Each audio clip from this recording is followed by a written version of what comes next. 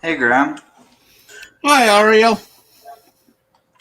So, welcome back. We're going to read second, and well, I mean, we'll see how much, but we're going to start with the second chapter, or like 1.2 chapter of Zohar. But yeah, we would have started earlier, but obviously, Technical difficulties. to say the least. Let's see. So, I'm going to pull this up here, share screen, Chrome tab here. So, just for some context, and also this way that I can finish my stream, would you mind reading the English? No, not at all, Ariel. Thanks. Rabbi Shimon, who wrote the Zohar, said, Eleazar, my son, stop talking, lest the supernal hidden secret, which humans know nothing about, be revealed. Rabbi Eleazar was silent. Rabbi Shimon wept and stood there for a moment. Rabbi Shimon then said, Eleazar, what is this these? You say the stars and the signs of the zodiac, but they have not always been seen. And were they not created by what? As it is written, by the word of the Lord, the heavens were made. Psalm 33:6. And if these denoted some hidden things, then there is no need to write these because they, the planets, our stars, are visible and revealed. The secret was never before revealed until one day when I was on the seashore, Elijah came and asked me, Sir, do you know what who has created these means? I asked, These are the heavens and their hosts, the works of the Holy One, blessed be he. And man should look at them and bless him, as it is written, when I behold your heavens. So, yeah, just to kind of contextualize that, this is talking about who who is at the top, what is at the bottom, and these is like in the middle, and it's this understanding of like what is, or I think it's who is the creator, what is the creation, and these are like the intermediary almost. I think that's how it was. Yeah, I was going to say part of my take in there is what they're saying with the, if you roll back up, Ariel, real quick, when they're using those all capitals for what and these, is they're referring to it as the general concept of indication, the possibility of indication. Basically, who created the ability to point to the stars sort of concept. It's almost like an aspect of that zero fundamental aspect of reality, the initial monad, how it's the form of the formless, for lack of a better term. The form of the formless. Yeah. Could you explain that maybe a bit more? It's sort of with the source. It has to do with the idea of emanations. They flow certain ways. That's where you get polarity. This is where you have antinomies. Things have to balance. So, and because they have to balance, it's not total chaos. It's more of a formed, unformed chaos. It's, again, we're in that heady area. That's why we're in the Zohar. True. Here, so it'll probably make more sense as we go. It's part of what I'm trying to explore is what the Zohar is talking about. So yeah, just give me 1 second because I'm sending the link to someone. Okay, absolutely. Yeah. No problem.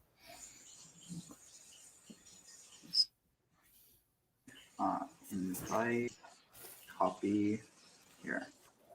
All right, so she'll in 5 minutes. So, okay. Yeah, no, and they're focusing specifically on the heavens there, and that's the where I take it is the heavens are part of what part of what in reality is common to all of us. We're all under the same heavens. Interesting. So, and yeah, it seems like it's about to parallel it down here. So, here, so it's bootech. Your fingers. What's this? I don't know what this is. Ya Adonenu. That's interesting. How? Oh, that's so interesting. So literally here it's translating it as our master, because Adonai means our master or my masters, depending on. I mean, what's the significance of your fingers here? Because that sort of is part of what I'm talking about with that ability to indicate, to say these would be like, the pointing with the finger. Well, so interestingly, you do have 10 Sephirot, and that corresponds to the 10 fingers that we have. So maybe it's this idea of the 10 emanations of God. Your emanations, how majestic is your name in the earth. And all Well, that would indicate that the Sephirot were were those aspects that could be indicated, because not all can be indicated. And that's where the flow in between comes, is you have some things that flow that can't be indicated in between the things that can be.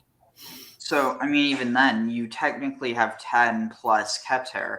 You have, there's that. Right. So you could view it as there's one God and there's 10 fingers of that one. So, Keter is one, but then there's 10 emanations off from that. And each of those fingers were one of the things that got pointed out. Exactly. Let's see. So, he told. Wait. Okay. So yeah, how majestic is your name and all? Oh yeah. So ma'adir. So okay.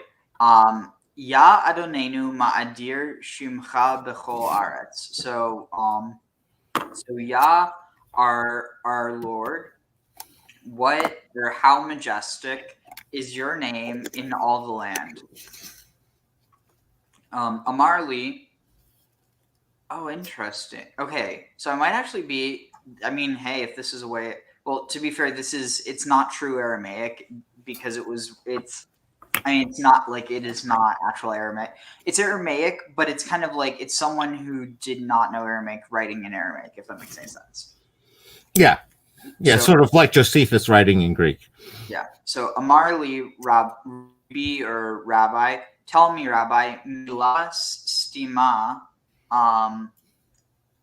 milastima. What's this? Satam, stam, like a hidden or a finished word, maybe. Hava. I don't know. This ain't like milastima hava.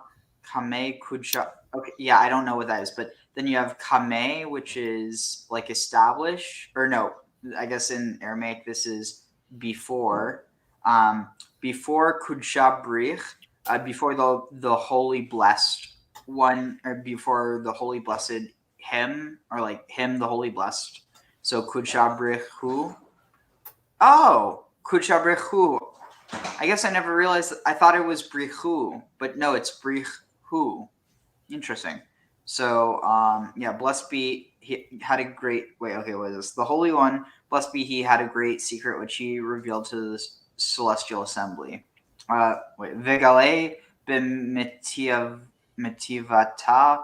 Oh, yeah, I'm just going to read it. Okay, so he told me, Rabbi, the Holy One, blessed be he, had a great secret which he concealed to the celestial assembly. What's this word? Vidaha.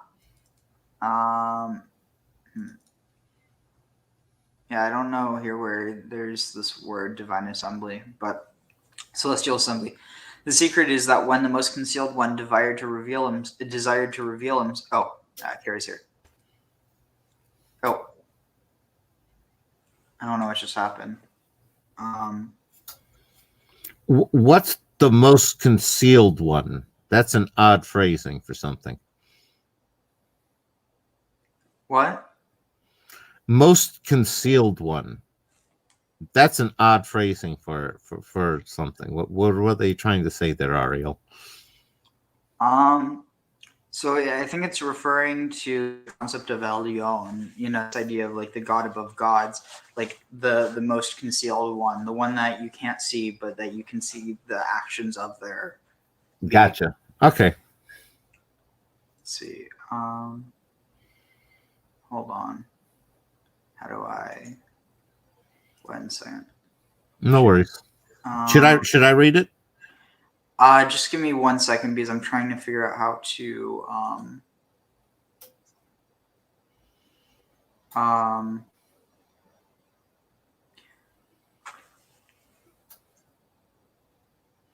No problem. I was going to say, while you're doing that, I'll just read the English here, and you can pick up and reread it and work on the Hebrew. He told me, Rabbi, the Holy One, blessed be he, had a great secret, which he revealed to the celestial assembly. The secret is that when the most concealed one desired to reveal himself, he first made one point, Malkuth, and this point ascended and became a thought, Bina. He shaped in it all the images and engraved all the designs. Yeah. Sorry, just give me 1 second because I'm just trying to let's see how do I do this. No problem. I was just gonna just my take on just what they say on the English there is you're coming from a point and then you're basically doing what I was trying to talk about either with the sort of concept. You're like that would be like the engraving it with the designs is basically putting the form of the formless onto it, where it's like this point is going to follow these specific paths. Is sort of the sense I'm getting from that, from at least the English translation. Oh, sorry. I was just trying to find how to, like, I do not. Let's see, is that no? Shoot, yeah, I don't know how to.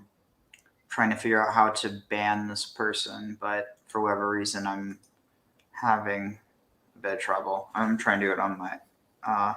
Yeah. Anyway, whatever. It's not important. Can't even see it. All right. So, yeah. So let's see. The secret is that when the most concealed one desired to reveal himself, he first made one point, Malkut, and this point ascended and became a thought. Being interesting. So, what I think this is saying is, and I mean, this is just my interpretation, but it might be that, like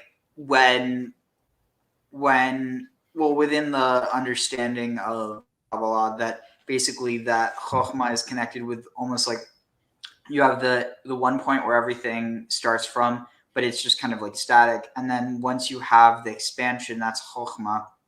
But then it's basically saying that like once you have almost like the ability to like reflect or to bounce off of that when you're dealing with Bina, which is, I mean, it's kind of hard to explain because it's a lot more obscure than the lower emanations, but it's basically that when these upper ones were created, that God planned on creating the lower ones, and specifically,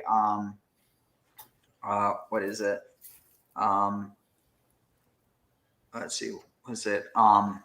Shoot, sorry, I lost my train of thought. Basically, so the Malkut, or so Malkut is connected to, or Malchut rather, it's connected to the earth, but it's also like kind of connected to this idea of almost like, I guess you could compare it that Malkut is like the daughter of, and given I'm using these like very metaphorically, but it's almost like the daughter of God versus like Bina being the bride of God, if that makes any sense. Or like Bina is kind of like connected with the idea of like the Holy Spirit, for instance, whereas the idea of Malkut is maybe more connected with the idea of like the earth and like I don't know. It gets hard to explain, but basically it's this idea that like even in the beginning he knew what he was going to do in the end. I get to the same conclusion, but a different way. I get to that with sort of a almost retro causation with the, I am as I will be. It's not necessarily.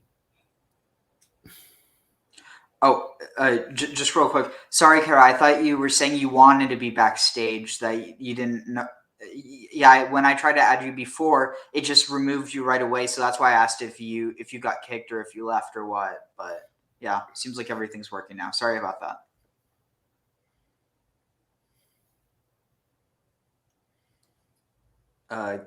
Can you hear us? Sorry. It's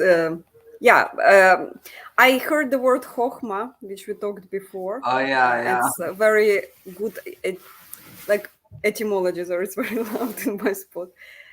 So chokhmah is means laughter, something really funny, and absolutely hilarious. Okay. Welcome, Kara. Pleasure to meet you. Oh. Nice to meet you, Gram. You have a familiar voice. I don't know why. A funny voice? No, familiar. Oh, other people have said that too. I don't know. I've always had the same voice, so. Okay, I will keep to my expertise, which is none in that field. I can only linguistically catch things that remind me of something else, and then we can, like, I can name that. But it's just like I just learning here, and I don't like talking about subjects I'm not an expert on. Perhaps as a mental exercise in order to speculate or brainstorm something. That's pretty much, I think, what we're doing here, aren't we, Ariel? Oh, okay. Yeah. It's just pretty much an exploration. I'm coming from a comparative spirituality / math kind of approach. So I'm not an expert. This is the first time I've revisited Kabbalah in any depth in probably about over 30 years at least.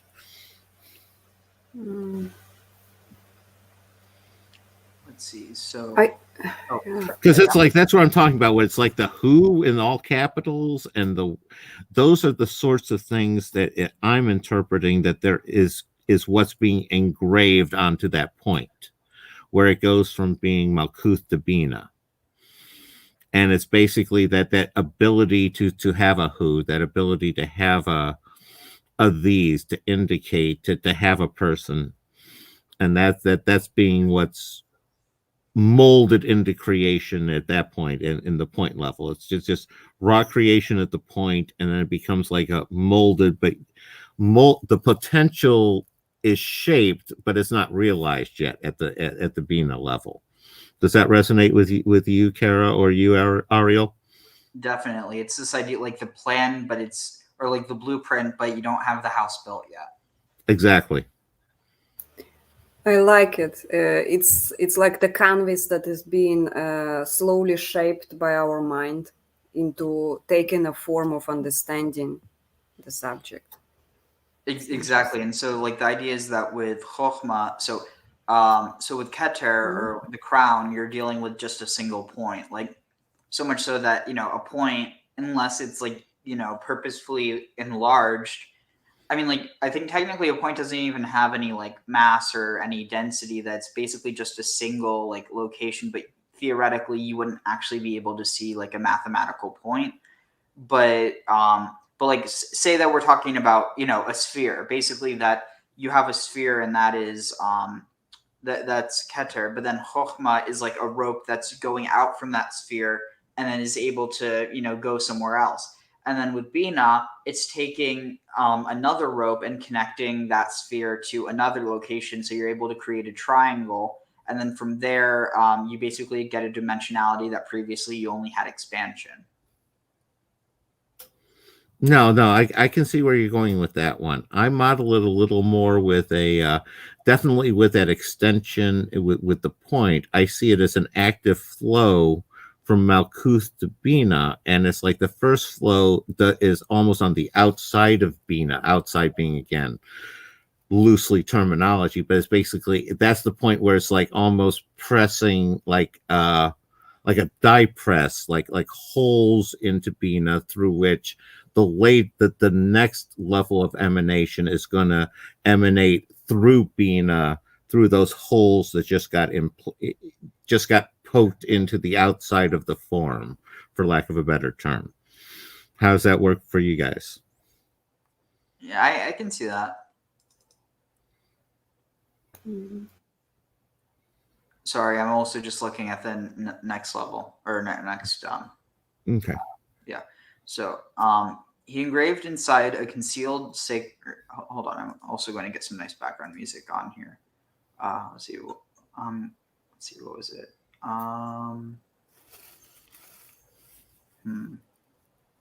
Yeah, get this for a bit. Do you want me to read while you look, Ariel? Okay. Here, I found it. Okay. So he engraved inside a concealed sacred candle an image of a concealed image. Okay, so you have inside a concealed sacred candle an image of a concealed image. So now you're getting like some refraction or some like what's the word? Fractals. Yeah, I would refer to that as 2 layers of the veil. You got one layer, it's like basically like 2 bubbles.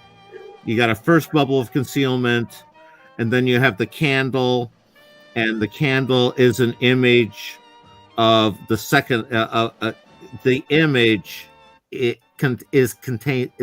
The image is the image of the veil with the actual secret within it. Interesting. So let's see. A profound structure being the upper Sephira, so that would be Keter Chochmah and Bina, emerged from the depth of that thought, and it is called who, me. So me means who in Hebrew, which is the inception of this edifice. So you're saying that the upper seraph at this point, is that Bina? Are we just working with Bina and Malkuth at this point? No. So that's only Keter, Chochmah, and Bina. Okay. So that emerged from the depth of that thought, and it is called who, me, which is in the inception of this edifice, and it exists and exists not. So it's this idea of like Ein and Ein Sof. That's one of those antinomies that I talk about, where you have the contradictions that are melded into one thought, into one thing, both like a true false sort of thing and a good bad into one concept, immanent transcendent. I mean, it's interesting, but I don't really know what to respond to that. Like, I definitely agree. No, it's a classical thought. I'm going back to ancient Greek thought. This is old school stuff, but it got mathematized by in the late 1800s by Peirce, and then it's been followed up by a few people. That was an area that I did some postgraduate stuff in with my math mentor. Cool. So it is not called Elohim, but only me, who. Thus leaving the Aleph, Lamed, and Hey of Elohim. So Ele, so these. It's saying so that. So you're talking about that's the I am. I mean, I'm not exactly sure. Well, like, yeah, it's referring to that, like, in general, but so it's more so like if you look, like, it is not called Elohim, but only me. So it's saying God, like, the creator, like the true creator, even called Elohim, but only me, who. Thus leaving the Aleph, Lamed, and Hey of Elohim. And then here it's collect. So if you take Aleph, Lamed, and Hey, you get Ele, these. He desired to reveal himself and to be called this name, Elohim. So he clothed himself in a precious, radiant garment, Chesed's light of Chasadim. So basically, the sphere of mercy's light of righteousness, or like mercy, and created these. That's what I was saying. So Ele is these, and these ascended to the name Elohim. Wait, so it's saying that he desired to reveal himself. So here it's saying that God meant, like, God, the like the unknowable, manifests itself into a what is this? Elohim clothed in a precious and radiant garment, the light of Chasadim, or the light of Chesed, of kindness, and created these, and these ascended to the name Elohim. So it's saying. This is, I'm following this. Believe it or not, I'm actually following this exactly. what is happening here that I'm seeing is you have to have that me that I am is raw existence. You can't, that doesn't have an identity. That's just existence. It needs that second level in order to have a name attributed to it. That's where the second level of Elohim, and then that's now echoing back to your candle and you're concealed at the beginning of it, where you have again two levels. You have the first level existence, and then you have the second level where it can get named. And the name would be what would be concealed in the image in the candle. So it's like a rush. It's like a Matryoshka doll. Exactly. Wow. And I think another thing that's interesting here is how you have but also, hold on, Ariel. It also reminds me of that sentence you read before. She was planned at the beginning but revealed at the end, and I see this sentiment everywhere. It's planned at the beginning but revealed at the end. It's engraved in the candle but concealed in the candle. So the candle has to be like burned until it's revealed, I think. Yeah, what you're picking up here, I'm picking up the same thing. It's like it's a feedback loop. It's like it goes through the loop and then it starts over again, and then it goes through and then it loops back again, and that's a constant re-going part of the flow. It's like it flows all the way up as far as it goes, and then it goes back to the bottom, and it goes up and then back to the bottom, and it keeps going. And what I'm picking up on is they're explaining how it grows, because we're only going through the first couple at the moment, and we're going to keep adding them as we go. So I'm going to try to. Okay, here I found it. So Lachadodi. Good catch there, Kara. Yeah, that it's like awesome when you're able to bounce these ideas off. Let's see. So where was it? Okay, maybe under sheets. Okay, Lachadodi. Okay, so let's see. From creation's beginning, a royal veiled.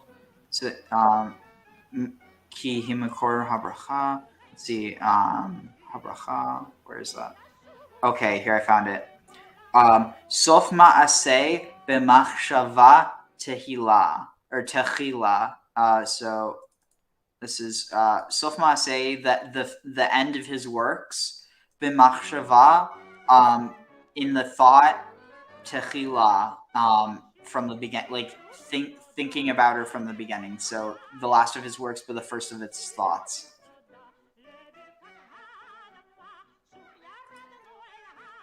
Here, this is what I was saying. So, Sof, the end, Maaseh, of his actions or deeds, the Machshava, in his thoughts, Techila, from the beginning.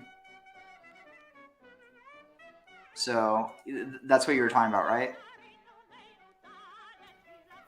Well, yeah. I don't read. I just remember.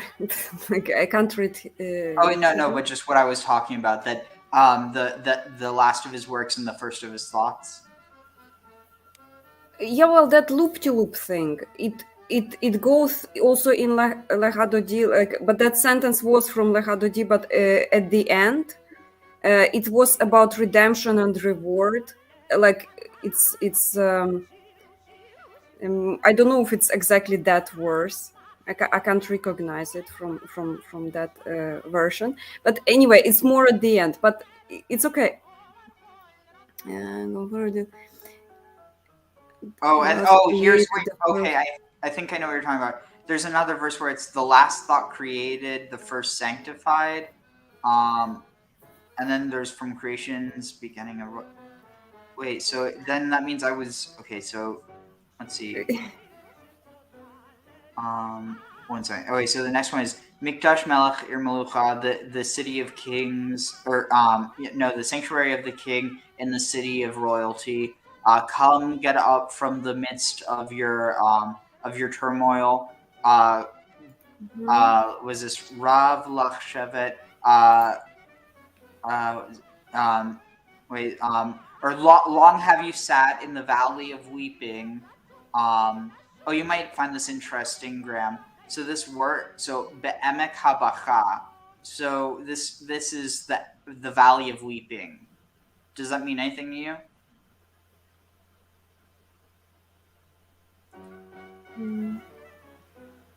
Graham? Yeah, you're muted, by the way. My bad. Yeah, no, that sounds like one of very many valleys. My guess is when they're talking valley, that's going to be one of the paths between the Sephiroth or something like that. And no. It's a physical location. Well, you can have multiple interpretations. So I'm not, I agree it's going to be a physical location, but I'm not going to necessarily rule out that it's a different interpretation as well. But so here's my theory. So there's a place called the Bekaa Valley in Lebanon. It's right by Baalbek. You know, the Temple of Baal? Yeah. So, let's see. Is it? Oh, no, I'm certainly want to hear your interpretation because there's a lot of validity to it. I'm just not willing to limit myself to one. So, on one hand, you have the possibility that it could be referring to the Bekaa Valley because it's literally, this is literally Emek HaBacha. That's the name in Semitic. So it's a perfect, this isn't even its nickname. This is literally its name. The Bekaa Well, yeah, Valley. if it's called that, you have to consider they're referring to it. Absolutely. But then there's also, we were actually talking about it earlier.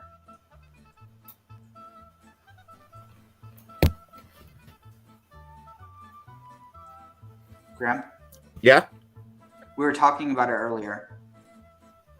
Where at? What we were talking about earlier. The other Valley of Weeping. I'm not sure. I don't remember, Ariel. Petra. Oh, Petra's called Valley of Weeping? Yeah, it's because after the earthquake that left it basically desolate, it was known as the Valley of Weeping. I had no idea. No, that piece of information fits with what we were talking about. But yeah, so I tend to think it's probably connected to the Lebanese Baalbek or Bekaa Valley because of its connection with Baal and the fact that was viewed as so heretical.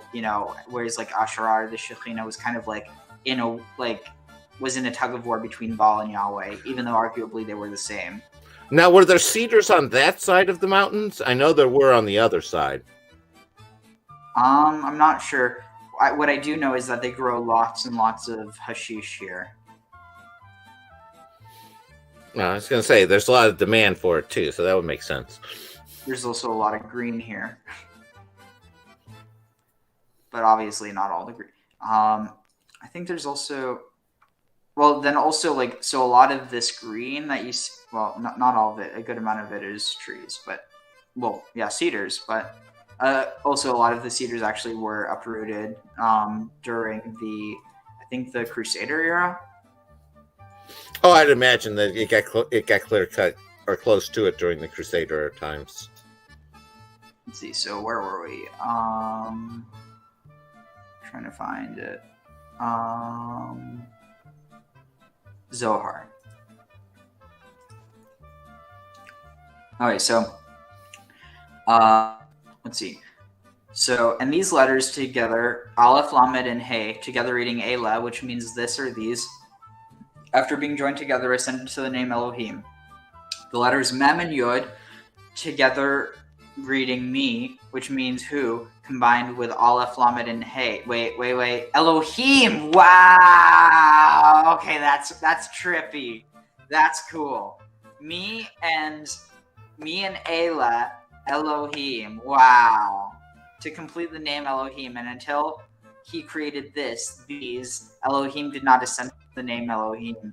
Who sinned in worshipping the golden calf used the secret by saying, "This is your Elohim, O Israel." Wow. Now, the other thing that I'm jumping out that I wonder if there's connection to is when you have Aleph, Lamed, and Hey, is that a trinity? Aleph, Lamed, and... What do you mean? Well, they're using them like three parts of Elohim in a trinity sense here, and I didn't know if there might be some parallels there. I mean, Again, just randomly throwing spaghetti at the wall here, Ariel. Yeah, I don't think so, because I mean it just happens to be that Ayla is spelled with 3 letters. I mean, it would be like, I mean, there's definitely, you could interpret it that way, but at that, I don't think there's. Oh, I have no doubt that people have interpreted it that Yeah. way, but kind of like I'm just wondering how legitimate such an interpretation might be. I mean, I could say, well, look, me has 2 letters, therefore 2 powers in heaven. I was going to say, it's like I always refer to, yeah, the Trinity agreed, me, myself, and I. That's really funny. So I have to use a bathroom real quick, but No problem. But yeah, like there's just something really cool that it's like literally because yeah, it's like so spelling Ayla forward to backwards, so spelling it the same way, and then by reversing me, you get Yim. So Elohim, Elohim. Anyway, I'll be right back. Yep. You have any thoughts to add here? Is it Kara or Kara? It's Kara. Kara? Okay.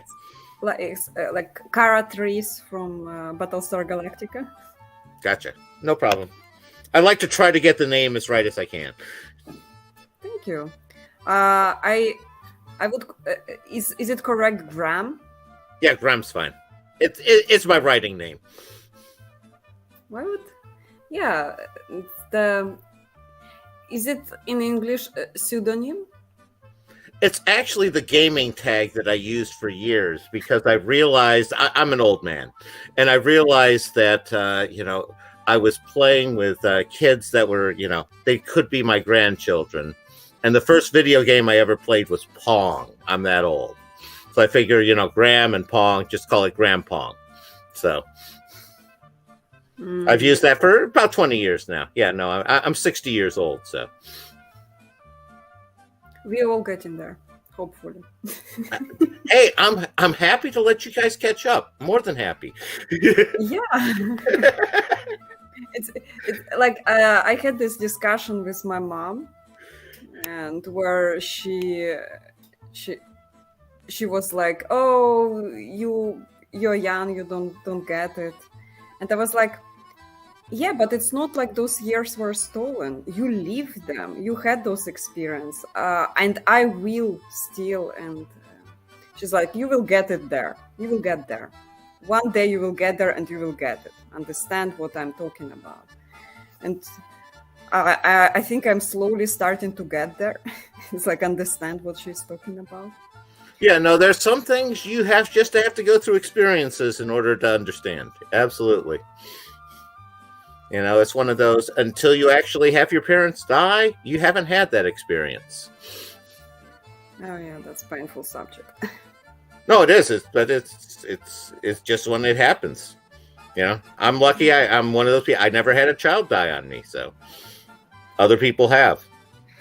Yeah. Well, it's.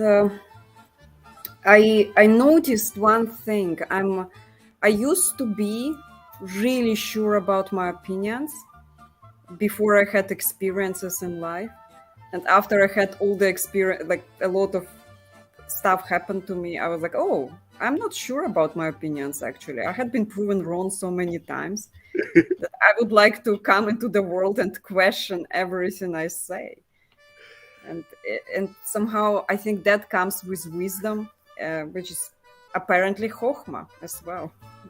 Well, what you're describing there, I see as one of those. It's you build your Tower of Babel. You're so confident in yourself, and you're so sure of it, and because you're not building it on truth, it gets lopsided and it collapses over. And trust me, I've had that happen so many times. My biggest priority is it true? Is it solid? And can I build it up from there? And and what you're talking about with thinking you know it all and then finding out, oops, I had that wrong. I go where my approach is, I know I have stuff wrong. The question is, show me what I got wrong, how it's wrong, and how I can fix it and stop being wrong there. And I can move on to being wrong somewhere else, because get rid of the old boring wrong and get a new exciting wrong. So It's like kind of get used to being wrong. Well, you can't run out of wrong, you know. so kind of going off of what Kara said, it's almost like you need wisdom to be able to laugh at the hard things. That was one I was given a gift when I was a teenager. As I told Ariel, is I was basically raised a young goy in a primarily Jewish community, and I helped a lot of my classmates studying for their bar and bas mitzvahs. And one of them, I was there studying, and his grandfather was there, and he called us over, and he started pointing at his arm, which had a number tattoo on it, and started telling Holocaust jokes and pointing and like stabbing at his arm. And it was like, I'm still alive. Those awful people are dead. And it was like this alchemical transformation of horror to humor. And it was just, you know, that whole cathartic sort of thing. It was just amazing to see, and something, you know, to be able to laugh in the face of utter horror is the gift he gave me that I'm eternally grateful to him.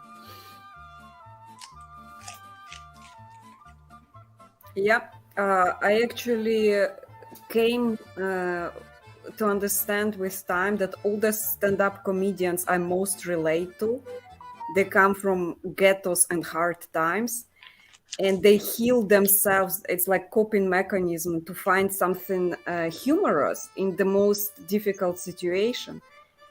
And then I noticed, I applied it all my life. I had seen Soviet Union breakdown, and like I have seen what happened there. I had seen basically the world turning upside down, and finding humor and like this island of horrible depressed situation, and climb onto it, and then get your friends into that same humor island. It's wisdom somehow. I still do it. Like I cling to comedy as much as I can. Oh, it's you have to. It's a Viktor Frankl, who was another. He was a concentration camp survivor with the the realization that the only thing you can control is your response to what happens. Yep. Exactly. Yeah. It's definitely one of those things where it's like it's really hard to see that until you've gone through that, or you know someone who has. Hey Osal, how are you doing? Always good to see you. And if you ever want to join the stream, you're always welcome. And I'll just post the link in case anyone does.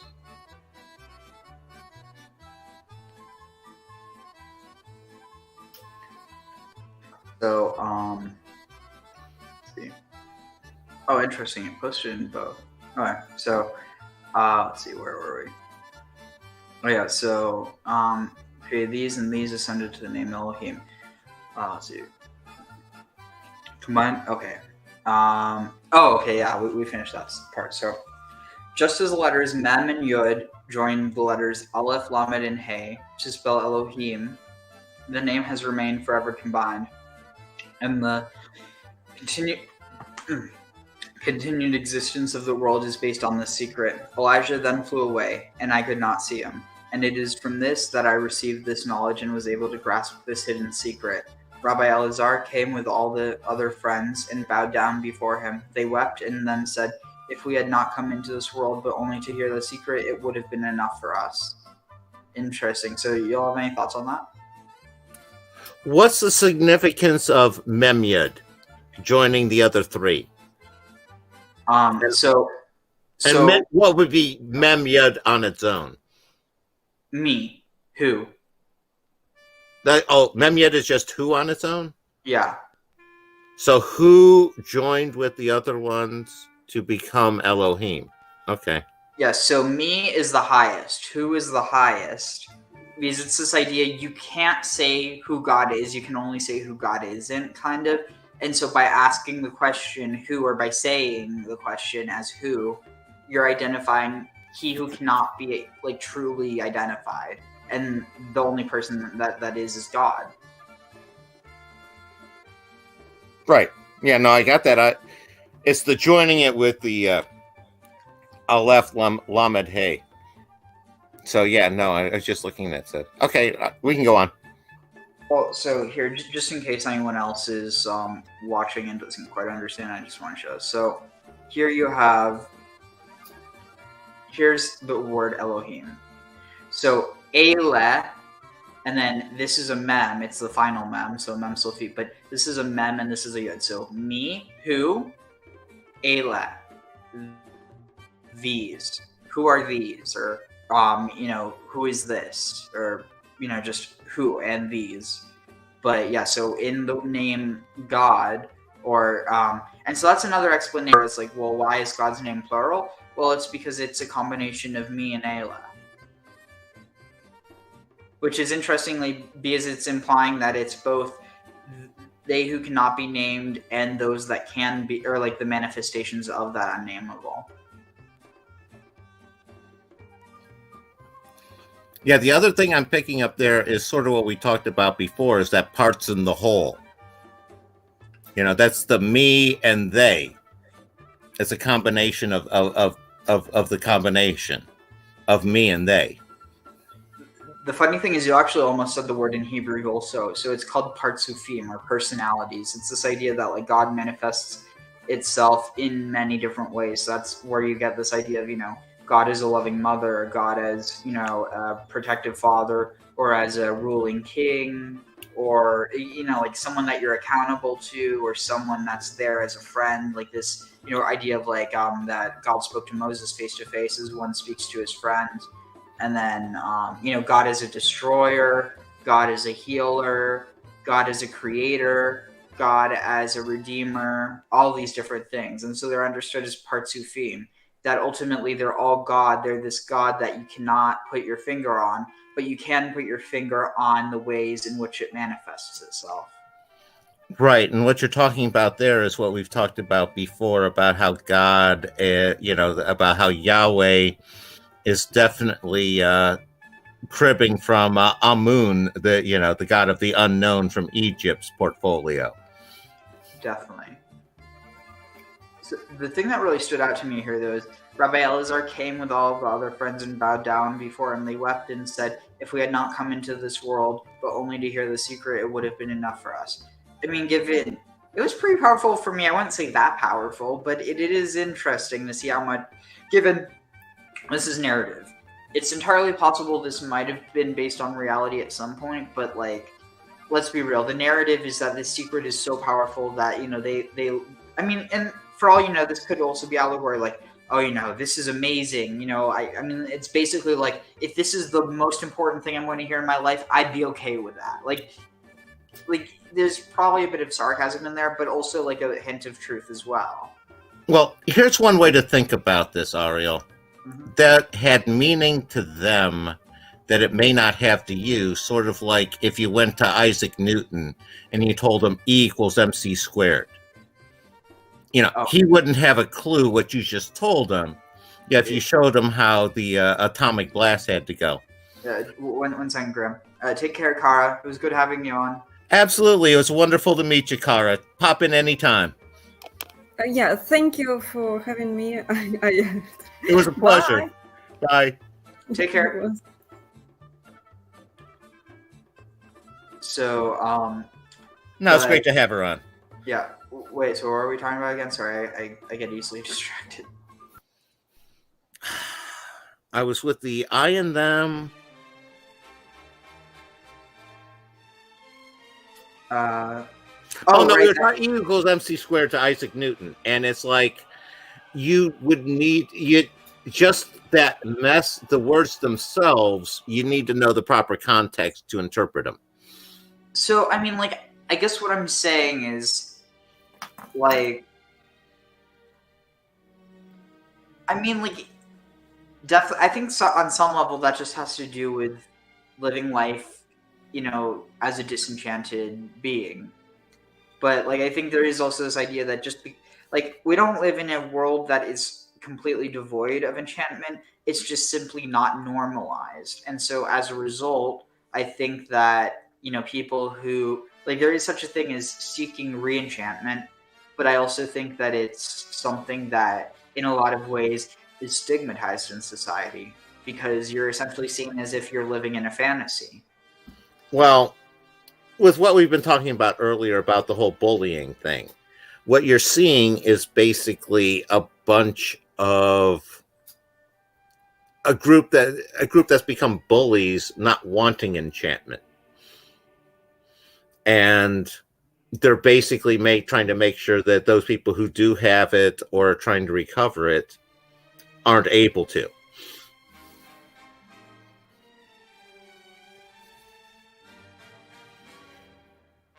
And you see. Yeah. Go ahead, Ariel. Oh no, I was just saying that. Sorry, I was trying to unmute, saying I was like, I definitely agree. Continue with what you're saying. No, that's sort of what we're talking about. Where it's we don't, if they don't like it, it shouldn't be said. Let's see, that actually reminded me of. Shoot, what was it? Oh right. Disenchantment. Charles Taylor. So Charles Taylor is a scholar of religion. I think we saw that one the other day, didn't we? Oh, we did? Yeah, I think so. Okay, good. So I won't play it again. But yeah, I think. Yeah, no. Getting back to, like I said, the Memyat, that's sort of one of those emanation things in the sense of an I and them sort of thing, a separation of reality into the individual and everything else. Yeah. Let's see. So Rabbi Shimon said, so accordingly, the heavens and their hosts. So the heavens and their hosts. So Amar Rabbi Shimon al da. So accordingly, Shamia, the heavens, v'chayelhon, and their soldiers. So yeah, not their hosts. I mean, it's like it's like, oh, we're going to host you. No, we're going to battle. That was a weird voice. I don't know why I did that. I'm cringing now. Okay, but yeah, v'chayelhon, bama, in them. Oh, we're created in what? Bima, in what? Itberio. Let's see. Oh no, they were created by what? Dichtiv. It is written. Oh, as it is written. Tehillim, Sham, praising there. I don't know. Oh, in Tehillim, in Psalms. Ki ereh, because you have seen. Oh, when I behold, or when I see Shamyacha, when I see your heavens, Ma'aseh, when I see the the works, Ma'aseh etzbaoteach, the works of your fingers, uktiv, yeah, I'm just going to read this. Work of your fingers, the moon and stars that you set in place. Before this, it is written. Wait, did I completely miss this? Oh, I did. What? Unless. Oh wow, I completely skipped that. Yeah. So wait, unless I didn't. I didn't skip it. Never mind. So how majestic is your name throughout the earth, you who have covered the heavens with your splendor. The heavens are made by the name How. Wait, what? Oh, Ma. How and what are spelled the same, so they're both Ma. Above the heavens, which is called Who, Me, that is amounts to the name of Elohim. He created a light for his light. That means that he created the light of Chasadim, of kindness or righteousness, as a precious garment for the light of Chokhmah. So it's saying it's like below it. That is in the name of Who, Me. And they enclosed each other. Then Malkut mounted to the supernal name, the supernal Elohim, which lies inside of Binah. Wait. Then Malkut mounted to. Hold on. Let's see. I need to find this. Be'alda Bereshit bara Elohim da Elohim ilah dehamala. Okay, wait, we're not there then yet. Al Hashemayim ihu v'sal began. Okay, wait. I just need to figure out what it says before. Okay, then mounted to the name. So let's see. This means that he created a okay, or chasadim. That's what I need. Nehora le Wait. Okay, so something about light. Create a light for his light. Okay. Nehora le nehorea ve'it labesh da, and clothed in it. Beda in it. Visalik. Go up or go against. Let's see. Go against Bishima Ilah. Oh, okay.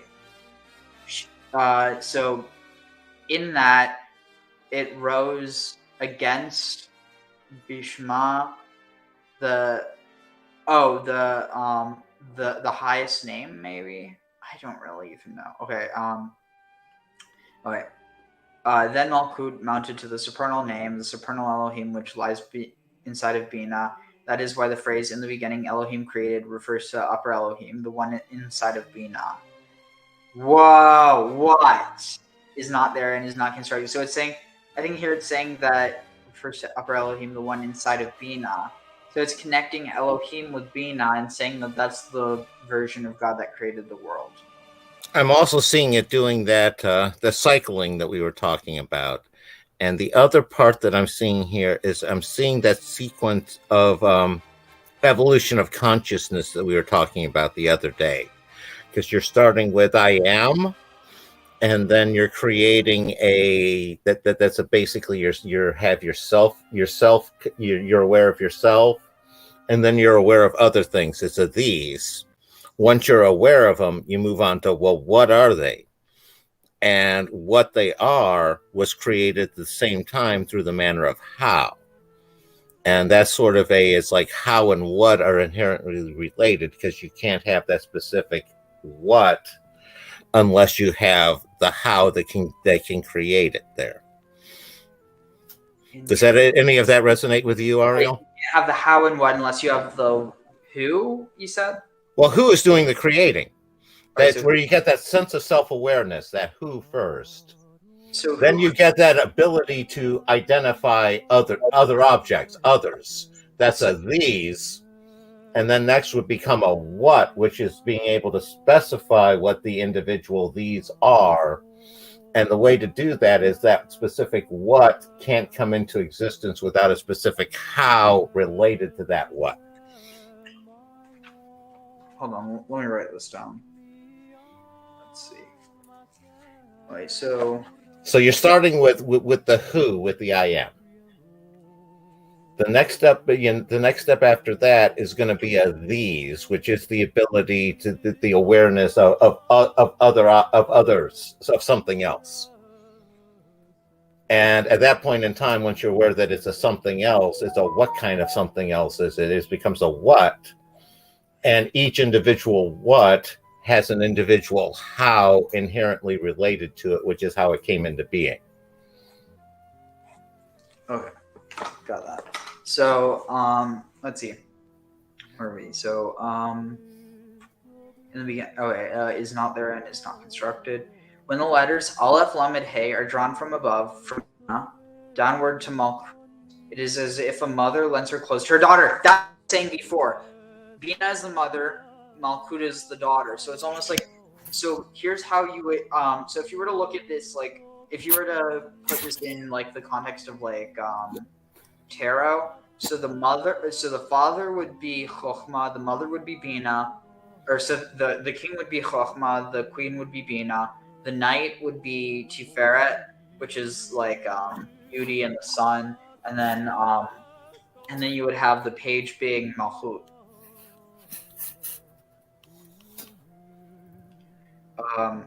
Let's see. So, and when does she properly adorn her? When all the males appear before her. It is written that all you males shall appear before the master, the Lord, because Malkut is called master, a grammatically masculine term, as it is written, behold the ark of the covenant of the master of all the earth. And the letter Hey departs from Ma, what, and is replaced by the letter Yud, so it becomes me, who. Then she dresses up in male clothes. Interesting. Hence, Malkut is Bina's daughter and yet the male master. That sounds like a reference to one of those inversion sorts of things that we talk about. Yeah, especially where what was male now becomes female. Yeah, this must be why some of the what's it like the people who are like both like anti-Semitic and also like transphobic, how they're like convinced that the Jews are. I'm not even going to get into it because I don't want to get flagged. But you know what I'm talking about. Like this is probably, Crazy people will think crazy things. but yeah, this is probably why they're convinced that there must be something sinister about. It's like no, it's geez. First of all, it's not. Ariel, one thing I've learned about those sorts of people, it doesn't matter what the specific reason is. They have their hatred. They just need something to fill in the blank for why. It could just be they're jealous of the large nose and the increased airflow. Lord only knows. Yeah, the only way you can deal with they're gonna hate. Haters are gonna hate. Yeah, but like the only way to deal with baseless hatred is with baseless love. Okay, maybe that's not a good way of phrasing it, but like the only way to deal with maybe not senseless, but like I mean it is senseless, but the only way to deal with like I think the term you're looking for is total acceptance. You accept that they hate, and there's nothing you can do about it. I don't agree with that either. I just think that obviously you can't change what people believe, but it's more so you can't focus on that because you can't change it. Not that or not that you don't focus on it, but like you don't focus on trying to change people who are already like that. You just basically it's like the idea that my rabbi was talking about, that fire is the only element that you can share it without diminishing your own, if that makes any sense. And it's the same with light. Ideas as well. Yeah. No, and I get where you're going there. Part of I would nuance your approach with there are people who hate for all sorts of reasons. Some people are going to be, there's nothing you can do about it. There are other people that, if given the chance, they can let go of that hate. I was going to say there's this, I forget his name right now, but there's a black gentleman that he would basically go to Klan rallies and he would talk to them. And he has like a collection of Klan cloaks he got from people who stopped being part of the Klan after spending time with him and seeing that there wasn't a basis for what they were doing. Some people you can change, others you just got to let them go, and there's nothing you can do. Definitely. But yeah, so any other thoughts about this? So it's like Ma becomes me. I don't understand what's going on there. Now, how does that work then? You're saying so here you're starting out with the male, and then behold the Ark of the Covenant of the Master of all the earth, and then Hay departs and is replaced by Yud. That's the transition to female. Oh, maybe it's talking about like the Ma is the Ark of the Covenant and the Me is the Master. Because that's definitely where you're making the transition from the male to female. And Ark of the Covenant, again, as soon as you're talking about Ark, you also have an inherent container chalice sort of reference going on. So let's see. And the other letters, Aleph, Lamed, and Hey, are drawn down by Israel from above, Bina down to this place, Malkut, since now it is called Hum. Oh, it's like Mima. Or, wait, Who Me? Oh, no, it's just Who Me. Alright, so Who Me. Who Me, just as Bina is. Oh, Okay, Now you have it where it's that's that Elohim combination we were talking about earlier, where it was the who combined with a name. You know, the I am combined with the name. well, no, because this is just who/me. Me is who in Hebrew. Yeah, but it's who combined with me. No, here it says Malkut, since now it is called who. It's just who. Oh, just who. Okay. Yeah. I thought that M had it combined with a me. So here, though, it is interesting because Malkut is mirrored by Keter. Keter is me, as is Malkut. So like they're opposites, but they're the same in that way. But they're And also that could have some implications when we come down to trying to tie in the Ouroboros and stuff. yeah, like the idea of the Alpha and the Omega, the Aleph and the Toph, the beginning and the end. Yeah. So yeah. Oh, I thought you were going to say something. No, go on. So from above Bina to the house of Elohim, which is Malkut, would be Elohim, just like Bina. And with what shall I make them? With a voice of joy and praise, a crowd keeping holiday. So Rabbi Elazar said, my silence has built the temple on high in Bina, and the temple below in Malkut. And surely it is a proverb. A word is worth one selah, and silence too. So the words, a word is worth one selah, are what I have said and clarified.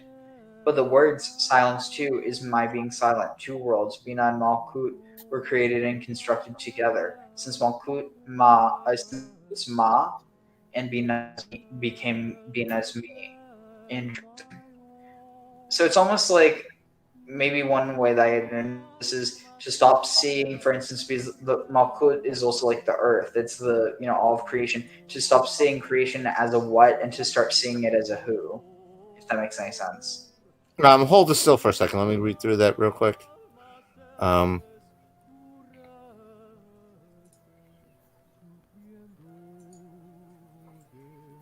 Okay, I'm Bina and Malkuth created together. I'm not pulling anything totally straight out of that. So go on. Rabbi Shimon said, "From here onward, we shall." Wait, here, let me turn this down a bit. Right. Rabbi Shimon said, "From here onward, we shall complete the text as it is written. That brings out their host by number, or their. Let's see.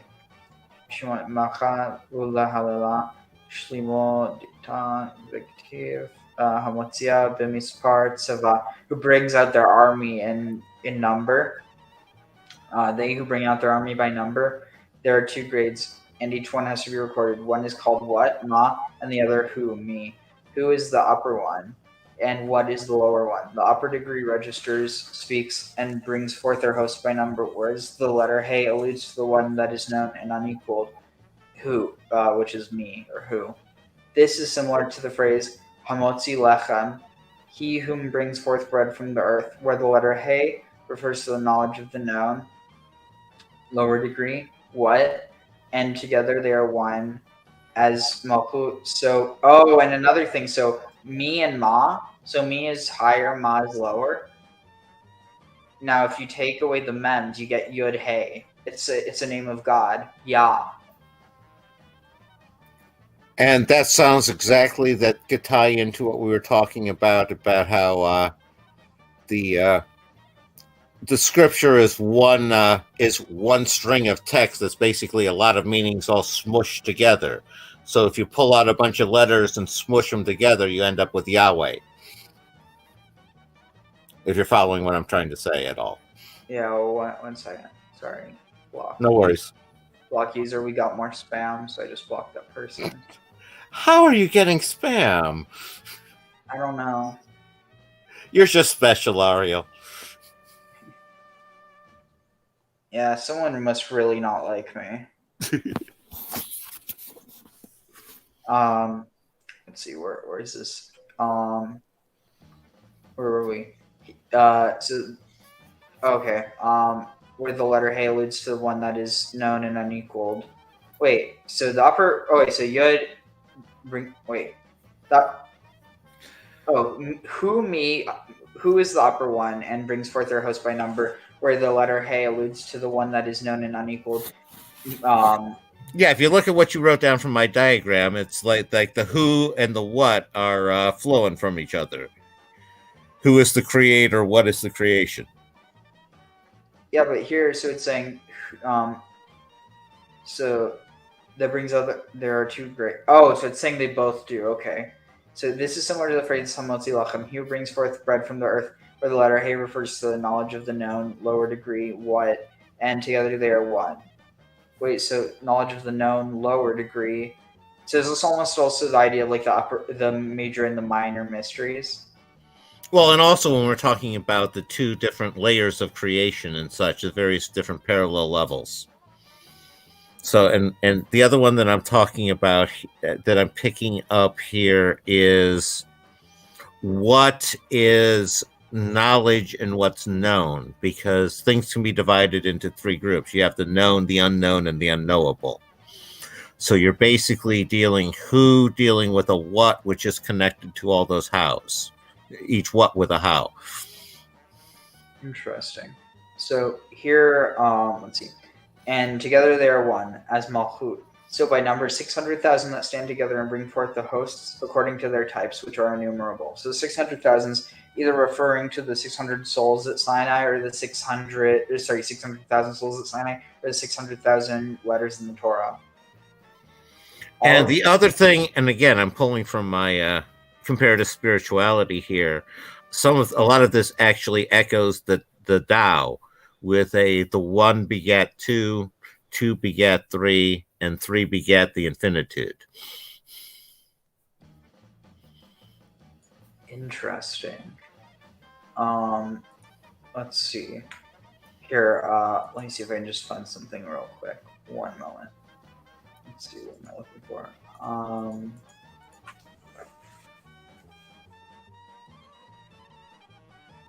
Well, cool. But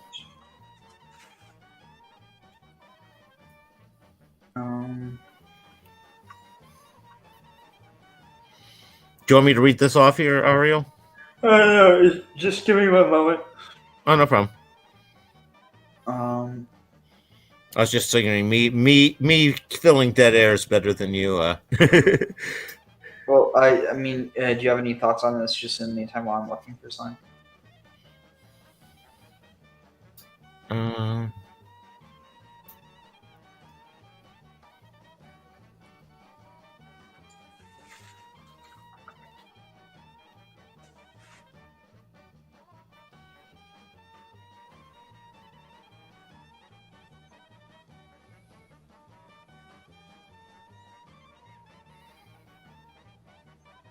Here, let's see. I'll just put on like a quick 5-minute clip, and then we can comment on it real quick. I just need, kind of need like a little bit of water in the face, so to speak. Okay. Let's see here. Where is the video? Oh shoot, I don't remember which one I opened it under. Oh, here. Share this tab. Here.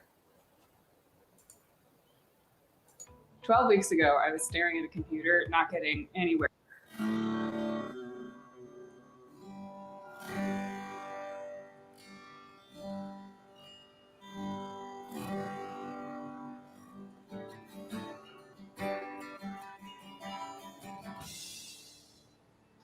You know, Kabbalah is described as a secret. Right. It's the secrets. And the question is, what's so secret about it? There's a great Hasidic Rebbe by the name of, or referred to as the Piazetzner Rebbe. And he answers this question, and this is what he says. He says, the reason why the Kabbalah is a secret is not because nobody says, or referred to as the Piazetzner Rebbe. And he answers this question, and this is what he says. He says, the reason why the Kabbalah is a secret is not because nobody's willing to tell you, it's because nobody's able to tell you. Because it is an experience that no one can communicate. For instance, chocolate. Chocolate is a secret. I can't tell you what chocolate tastes like. We could open up a dictionary and there'll be a description. Chocolate, cocoa beans grounded with a sweetener added. Right. I still don't know what it is. it's just pointing to me with how to find it. And it's not something that you study, it's an experience. There's many, many books on the Kabbalah. But if you read them and you study them and you consume them and you don't allow them to point to the truth, which is pure knowing in a direct, immediate way, then you've missed the whole point. And I did that for years. I was reading these books, I was studying these books, I was analyzing these books, but I thought that I didn't realize this was a menu. And this menu was as delicious as it sounded. I still didn't get to the meal until I let the teachings take me to the truth, which is experiential. So the problem is if you say, you know, you can't get it in books, you have to experience it. What's going to make somebody want to experience it? You know, what's that? What do we need? What's that initial jolt to get people juiced on it that they're going to want to experience it, like you're saying? Because I do understand what you're saying. You have to learn it, but you have to experience it. Exactly. But what's the? So what's the can you impetus relate for to what people he's if they saying at want all? to Because do it? I definitely can. Where he's going is what we were talking about earlier, and this is a very good shorthand way to put it. There is a way to communicate the experience of chocolate cake to another person. You give them a recipe and you let them bake their own. And that's exactly what Maimonides did in The Guide to the Perplexed. It's a recipe. He leads you through the journey to where by the end you understand what he's talking about if you followed the journey properly. You can't explain it into words, but you understand. It's like we've communicated back and forth where both of us have said, you know what I mean, and we both know what the other one means. It was a concept it was something we really couldn't put into a concept, or a concept we couldn't put into words. Does that make sense with you, Ariel? Yeah, it's one of the inherent flaws of human communication. Well, actually, what I related it to is it's the inherent guide with the idea of words and that level of communication. And now we're starting to hit upon things like Gödel's incompleteness theorem, where there are truths any given level of expression can't entirely capture. And it's like what he's talking about there with the experience of chocolate. That's the basically the sensual / experiential, the sensual / emotional level that's happening on the base level for us. It's not intellectual. It's pre mental. It's a substrate upon which mental is built. And there's a level of truth there, like chocolate tastes good. Now you have on the spiritual level, if you keep eating, too much chocolate, you end up being too fat and you die too fast. So you don't, so there are all sorts of balances. And I usually refer to the basic three of, you get the basic emotional, sensual, and then you have the mental, and then you have the spiritual. Interesting. So wouldn't you consider like the intellectual not to necessarily be spiritual? They don't always have to coincide. That was one of the things I learned is I'm only happy with calling truth those answers that fit all three categories. Otherwise, it's more of a little t truth, where it's like, kind of somewhat true here, but not really. Not in this area. Like I said, chocolate tastes good, but you can't eat too much of it. There's an upper limit on it. Interesting. From another level kind of concept. But no, that's what he's going with there is the idea of they're talking about the experiential truth and the idea of the Kabbalah. He was looking at it as an intellectual pursuit as opposed to a path to be trod. Interesting. Like this to say, I'm getting a little taste. Now I'm going to take it further. So what's the word Kabbalah? Just what does the word mean? The word Kabbalah means to receive. And on a simple level, it's understood as this is wisdom that's being received. This is not wisdom you can just figure out on your own. This is wisdom that's been passed on and has been received. Okay? But it's much deeper than that. The Kabbalah is actually the secret of how to receive the most out of life. Not how to get the most out of life. Mm-hmm. Right? It's actually how to receive the most out of life. What does that mean, to receive the most out of life? You see, the Kabbalah teaches that that the purpose of creation is that God wants to give his goodness to others. And what's the greatest goodness that God could give us? It's an experience of divine presence, God's presence in our lives. The only problem is, do you know how to receive it? Right. Right now, for instance, there is Chinese music playing. But you don't hear it and I don't hear it because we don't have a radio that's turned on and tuned in to receiving that broadcast. That's right. So the Kabbalah says that there's, so to speak, a Godcast, right? That's happening. All the time, everywhere. Right. Okay? And now the question is, are you able to receive the gift? But isn't it true that God has purposely made himself hidden to us? Yes. Because you don't know what you've got till it's gone. Paved paradise, put up a parking lot. Until you're missing something, you're not yearning to receive it. I'll give you an example. Kirk Douglas, who was an actor that I studied, not acting with, I studied Kabbalah with. And so he shared something really amazing to me. He said, he grew up in a poverty-stricken home. And there were 12 people in the house of the family. And sometimes they had one egg for everybody.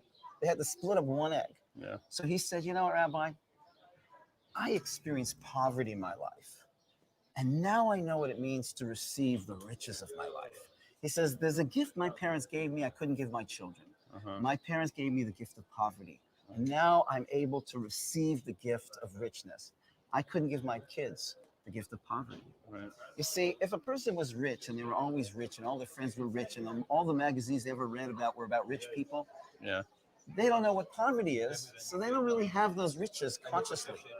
The way you build the vessel of consciousness is by yearning and missing what it is that you're yearning for. Right. And so therefore the Kabbalah actually teaches that there was a split moment where we experience the ultimate, but we weren't ready to receive it. But we had a moment taste of it. And then this darkness is setting the stage for that craving, for that hunger to receive that light once again. Interesting. Yeah. So I definitely connect with this idea of you don't know what you have until it's gone. And so it's this idea of, you have to have something, lose it, and then gain it back again to truly appreciate it. While I can agree that can be truth, I don't think that you have to go through the loss in order to appreciate it. I do think you can appreciate it while you have it. It's very easy to not appreciate it, but I do think it's possible to appreciate it. Okay, that's fair. And part of that coincides with all of us have a limited attention area. And we're always going to have areas we're not even aware of. So we're not going to, that stuff you're going to miss when it's gone. You just don't realize, and you can't realize how good it is because you're focused on other stuff. Definitely.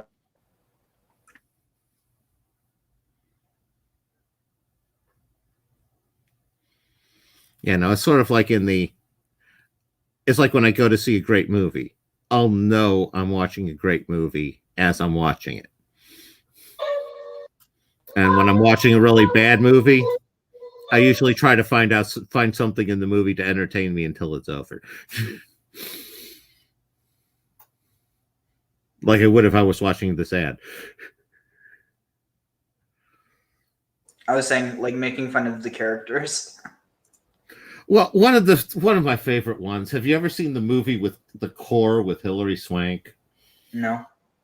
It's like a sci-fi movie about the core of the Earth is stopping moving and the electromagnetic field is breaking down, and it was billed ahead of time as this really hardcore, scientists were consulted kind of movie. And so with me and a bunch of friends, when we went to see it, that's what we were expecting. But from the beginning of the movie, it was like this was one of those unintended comedy movies where the opening scenes, they have a guy, he's high powered, multi-million-dollar deal. He's sitting there looking at his Rolex, let's go make it, let's go make $10 million sorts of things, pan out their clown people in the park. And Hilary Swank, again, she's in one of her typical, roles where normally it's a man doing the job, but it's her instead, and she's a shuttle pilot. And what's happening is the magnetic field had a blip, and they're supposed to come in California, and all of a sudden they're over the city of LA, and she ends up landing the shuttle on Thunder Road in LA, where they filmed Grease. And she dovetails the shuttle and almost runs into a guy on a scaffolding with headphones on. And the meeting goes with the guy starts it with before we start this, I have just one thing to say. And then they pan to a cut from underneath the glass table where he takes a headfirst dive in there. And apparently he died because the electromagnetic field fried out his heart attack. And they cut to, all of a sudden, clowns and children running through the park. Wait, what? Yeah. Yeah, clowns and it is like a touch of horror movie. And all of a sudden, at that point in time, between the ridiculous cut of the guy, the dovetailing on Thunder Road, and all that one, we just started laughing outrageously. And the movie just kept going. It's like they had Delray Lindo as this scientist who had been working on a metal that got stronger with the more pressure and hotter temperature you put on it. And it was like, well, what do you call it? I call it unobtainium. And it was like, well, it's like, well, how much do you want for it? How much do you want? It's like this government guy. It's like, well, here's a blank check. And they have this one guy who's supposed to hack the whole internet. It got more and more ridiculous as it went on. And we turned the whole theater into laughing with us at it as a comedy. It was a blast, but it's worth watching from just experiential standpoint. Yeah, I can imagine. So, so Kara said, experience can or can't. I don't know which one. She's probably saying can't would be my guess. Yeah, can't. I understand that. I totally understand now that poverty is a gift. But only because I was able to compare it. I know how to appreciate because I can compare it to the previous times I lost. And I think that's so it's totally possible for someone who's not lost something to appreciate it. I mean, look at the story of the Buddha. How was it Siddhartha Gautama, how he he never wanted for anything, and then he went out into the real world and saw that there was misery and suffering.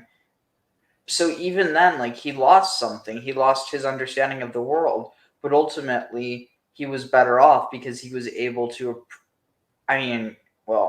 given he ended up going into this whole anti-attachment thing. But the point is that if you see that other people don't have what you have, whether or not you go without it, it does take it does take some conscious, thought. And I think a lot of times people are able to just be on autopilot, except for when they're in times of struggle, because that's when they need to start thinking using the other part of their brain. No, I totally get what you're saying, and that's where it's hard for me to process my experience compared to other people, because it's like my respective grandparents. On my mother's side, my grandfather, got conflicting stories as to whether he graduated 8th grade and then never went to high school, or he dropped out of 8th grade to support the family on the farm. And I was a much better reader from him probably by the time I was 4 years old. And he ran a dairy farm, and largest landowner in the country. He ran a store in the town on the Depression that he gave so many people credit to buy food that they never paid him back. He kept a lot of people alive through the Depression. He was a good man. And but it's like I remember going out there and basically ran a dairy farm. You had cows in there you were milking. They did their stuff. It's like I had snow shovel, and you in between times you milk them 3 times a day. In between, you got to clean it out. You got the snow shovel. You clean out the trough of the stuff there and get ready for the next time you got to clean the trough out. That's just how life works. It's like my brother. There was a calf that got born. He named the calf Hamburger because that's what it was going to become. Oh, Well, hey, when I think it was 5 or 6 years old, my grandfather, he took me with the cow to the butcher, where I saw the cow get killed and slaughtered, because that's the cycle of life and how it works. Now on the other side, my grandmother, my grandmother, she had married somebody who was, he was president of an insurance company. When I went to dinner with my grandparents for my birthday there, we went to, off in a country club or something, the skating club. And, again, I knew that sort of environment too. And I was experiencing both of them at the same time. And so it's my experience is kind of different. You know what I mean, Ariel? Yeah.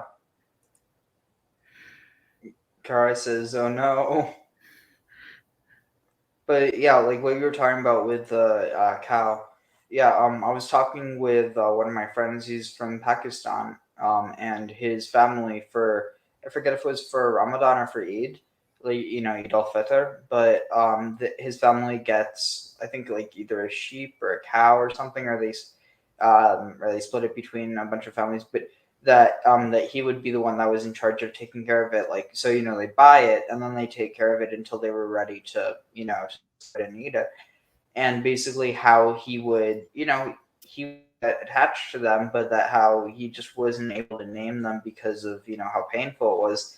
But that how, seeing where it came from and seeing that, eating meat was a special occasion, that, I mean, given it's not like, specifically like red meat as opposed to like chicken, because chicken, you can slaughter a chicken and you can eat it all in one go. But the thing is that unless you have like the ability to store it, and even then, I mean, even if you have the ability to store it like in refrigeration or whatever, then there's still the issue of, do you want to take up all that space in your fridge with all this meat? So because of that, basically have to split it with other people, and then when else to do that besides feasts. So with this, like, here you see the social function of sacrifice, and that people are like, oh, we need to ban animal sacrifice. It's like, well, why? I mean, first of all, you're impeding on their right to to freedom of belief, but simultaneously you're saying that sacrifice is less cruel than the mass farming like industry that exists. Like, at least with those animals, they get to be out in nature. Maybe not a perfect condition, but it's much better than the ones who are cooped up in cages for all their lives. No, you hit on something that my experiences on the farm and everything led me to. It's the problems, the industrial farming. It's what your friend was talking about. That's the animal, in a way, is part of the family its entire life. And it continues as part of the family and part of the community after death. That sort of thing is just totally severed in any sort of industrial farming setup. And one of the things I thought of there is maybe some of that is why the cow's sacred over there, is you need to let it live long enough to live the long life. Just a random thought that I had. But Keep in mind, this is Pakistan, not India. well, you're going to have. I'm just saying, it's sort of that sentiment's going to carry over there, and it's still in opposition to the industrial farming that I'm talking about. Well, no, but I guess my point is that if we're talking about the reverence for the cow in the context of the Hindu religion, they don't eat cows at all. So no, I do know that. Part of that is I'm not quite sure where the reference totally came from. It probably has to do. I mean, there's a more controversial and a less controversial answer. On one hand, they produce milk, so in terms of the calories they produce, they're better to keep as essentially a cash cow rather than one that you just kill and you eat, or you kill and you sell the meat. So with milk, you can continue to produce it. It's kind of like you can kill a chicken, but then you don't get eggs, or you can choose to have the eggs and keep the chicken alive. Yeah, the renewable versus a one-time consumption resource. My issues that I had with that one is the percentage of lactose tolerance in India. I wasn't sure if it was a highly lactose tolerant country, which would make sense in that sense. I'm not sure, but I know that, for instance, like East Asian countries, people tend to be more lactose intolerant. That's what I was thinking, which would tend to make it shy away from that one. Although I do know ghee is pretty important in India. And another thing is, I mean, it's like, I'm not trying to bring in it has less to do with, I mean, that it's probably epigenetics, if anything, the way that culture impacts genes, as opposed to the genes being inherent. But basically that you do have a lot of cultural influence from Indo-European society. I mean, hence Indo-European. And so as a result, maybe you have, admixture coming in from other parts of the world. So you have more of a diverse genetic admixture. And as a result, maybe an increased tolerance for typical allergens. I don't know. I don't know either. Just, but what was the other explanation that you've heard, Ariel? Okay, what grows in cow shit? Psilocybin. Yep. Aware of that one too. Yeah. Yeah. So, I mean, obviously that one's a bit more controversial, but here, let's continue with it. Yeah.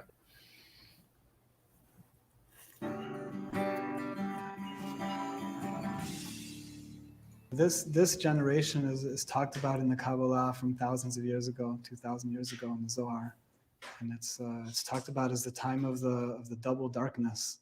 It says that our generation is so dark, of the double darkness. It says that our generation.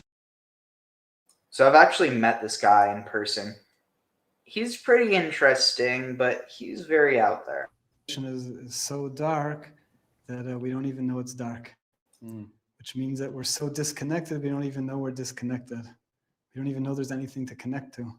Wow. So, but we learn at the same time that this generation is a generation where everything shifts, because the greatest disconnection precedes the greatest connection. So we learned that our generation right now is very, I don't know if the word is precarious, or very in this generation right now, it's very easy for a person to go through their life and not take their spirituality seriously, not to connect to it at all. It's the easiest thing in the world. It is. But at the same time, if a person wants to connect spiritually, right now all the gates are open, just flowing, full force. A person can right now, in 1 year of spiritual work, reach spiritual levels that people in their lifetimes couldn't. How so? Why? Because we learned that every moment as we're getting closer, right, to our transformation, so there's more and more revelation of the divine coming into the world. So right now, every moment that goes on, there's access to more revelation of the divine on some level than there ever was before. On some level, as I understand that. It's the premise of the Kabbalah, that the purpose of creation is the bestowal of infinite goodness to all of creation. And we learn in the Kabbalah that that's what's going on. Can we even understand what that means? I don't. It said, as I understand it, explains in the Kabbalah that every pleasure that we could ever possibly imagine, possible, dream of, have experienced, put together into the biggest possible human conceivable pleasure. So this pleasure has a name in the Kabbalah. It's called the Nehiru Dekik, which means like a tiny micro-fed grain of sand, like compared to the universe. Pleasure. So this pleasure has a name in the Kabbalah. It's called the Nehiru Dekik, which means like a tiny micro-fed. It's called the Nehiru Dekik. A name in the Kabbalah.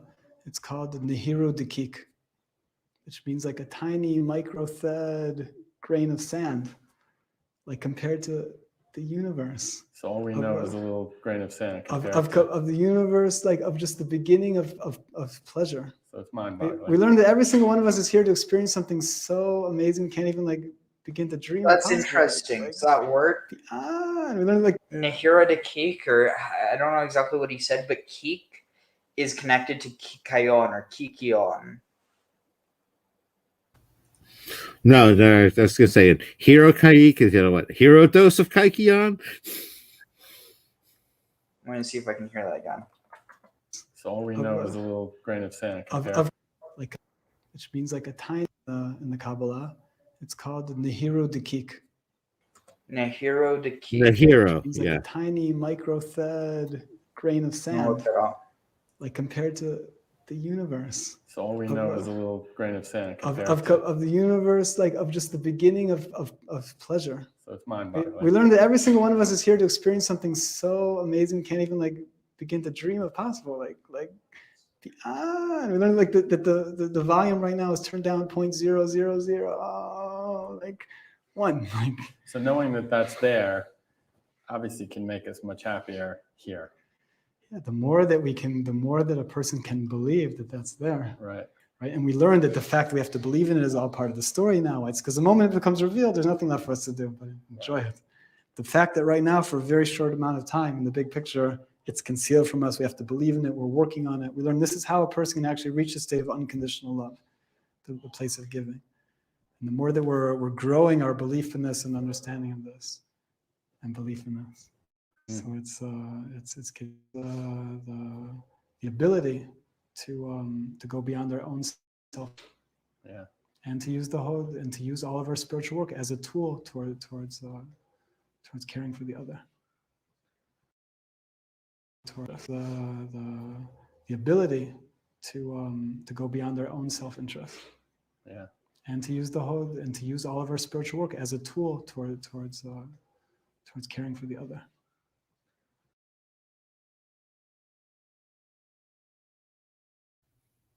Interesting. I'll look that up in the meantime. Can you share some thoughts that way? It does, we don't have some radio sounds. Yeah, no. I like what he had to say. No, it's kind of cool that you got a chance to meet him. It's always nice to meet people like that. No, it's yeah. I don't know what to say about the whole double darkness thing, other than it kind of echoes what we were talking about the double veil thing earlier in the previous verses there. Going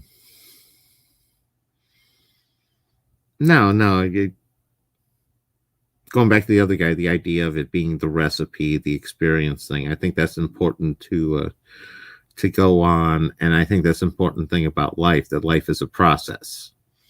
That was part of what we were talking about before with the whole being versus becoming thing, that those are two parts. Those are both, the chain of being is linked by becoming.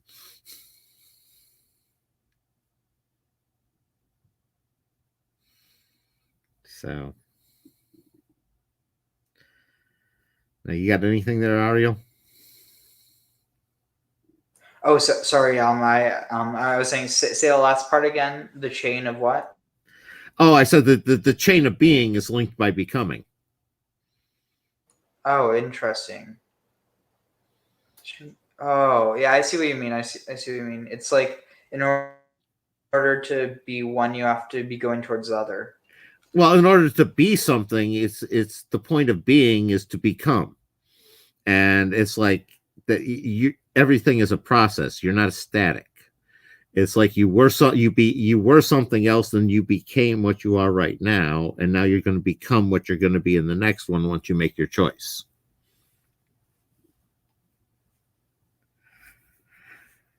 Okay, I see where you're going there. Okay, let's see. Oh, here's another one from that guy, and then we'll continue. Did you know there is a simple power trick that could self-power your home in matter of few minutes?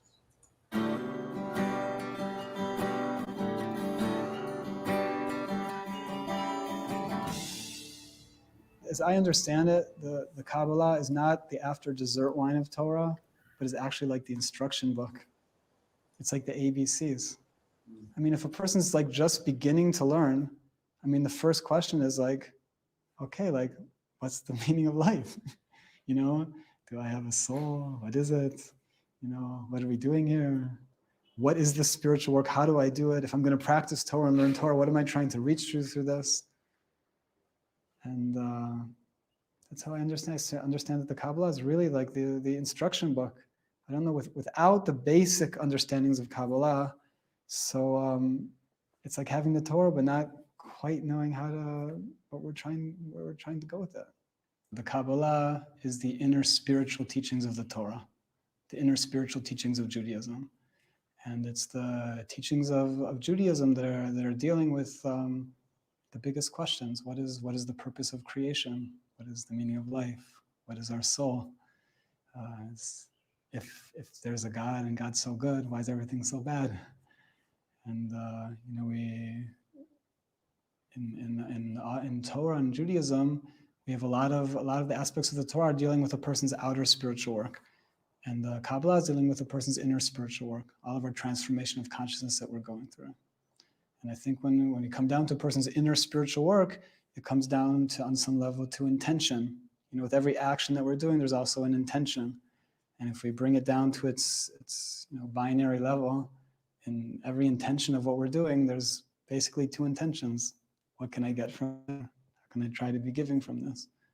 And we learn in the Kabbalah that we learn the purpose of creation is to give infinite goodness to everybody.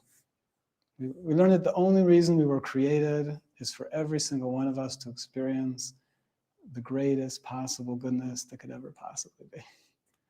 It's a great idea. The slight problem seems to be reality. If the only purpose of creation is to give infinite goodness to everybody, then the whole question is what's going on? Who's experiencing infinite goodness? The world's full of so much suffering. This is the whole learning of the Kabbalah, but we learned that everything that we're going through in our life right now, we learned that this is all a temporary stage. And we learned that everything that we're going through in our life, we learned that what we're actually going through on the deepest level, we learned that we're all right now undergoing a spiritual transformation that's getting every single one of us ready to be able to experience something so amazing we couldn't even begin to dream of. And the basic learning of the Kabbalah is what is this whole transformation we're going through to prepare us to experience all this goodness. We learned that every person is a body and also a soul. Our bodies are here in this world for so many years, then they're gone. The Kabbalah is trying to get us to realize that the part inside of us, it's really us. The part inside of us, it's really, really, really us. The Kabbalah is trying to get us to realize that we're here forever. And that we're here in something so awesomely awesome, we can't even begin to imagine. And we learned that everything we're going through is preparing us to come to the experience of the goodness. And at the root of all the teachings, we learn that this transformation we're going through is learning to reach the place of truly caring for the other. We learn that the energy under creation is in a state of complete unconditional love, pure giving. We learned that it's all of our caring only for the self is our separation from this experience. And it's all part of the plan. It's all purposeful that we start with the caring for the self. But we learned that the idea is for us to grow beyond this and reach the place of unconditional love, truly caring for the other. We learned that the moment that we individually and globally and on a soul level reach the place of unconditional love, the place of truly caring for the other, then we're going to be, that's called the fixing of creation. And then we learn, then we're prepared for the purpose of creation, which is the experience of all the goodness. No, that's interesting. That's he and I are very much on different pages, though. Not necessarily about the Kabbalah, but about life. So, like, in what way? Some of this goes back to the what I call, pithies that, things that my father told me. Again, stuff that I grew up with that, he taught me that I grew up with my whole life. And part of one of the things was that life is a suicide mission. Nobody gets out of this alive. And everything you do, either, it either prolongs, you don't, that's the only must. And everything else you do either prolongs life and or makes it better for yourself and or others. And to me, it's a, infinite goodness. I don't know, that's not an operative concept here, because one of the things I realized, and this goes back to that becoming chain sort of thing, in order to give to others, I have to exist in order to give. So it's like I need something coming in order to give out.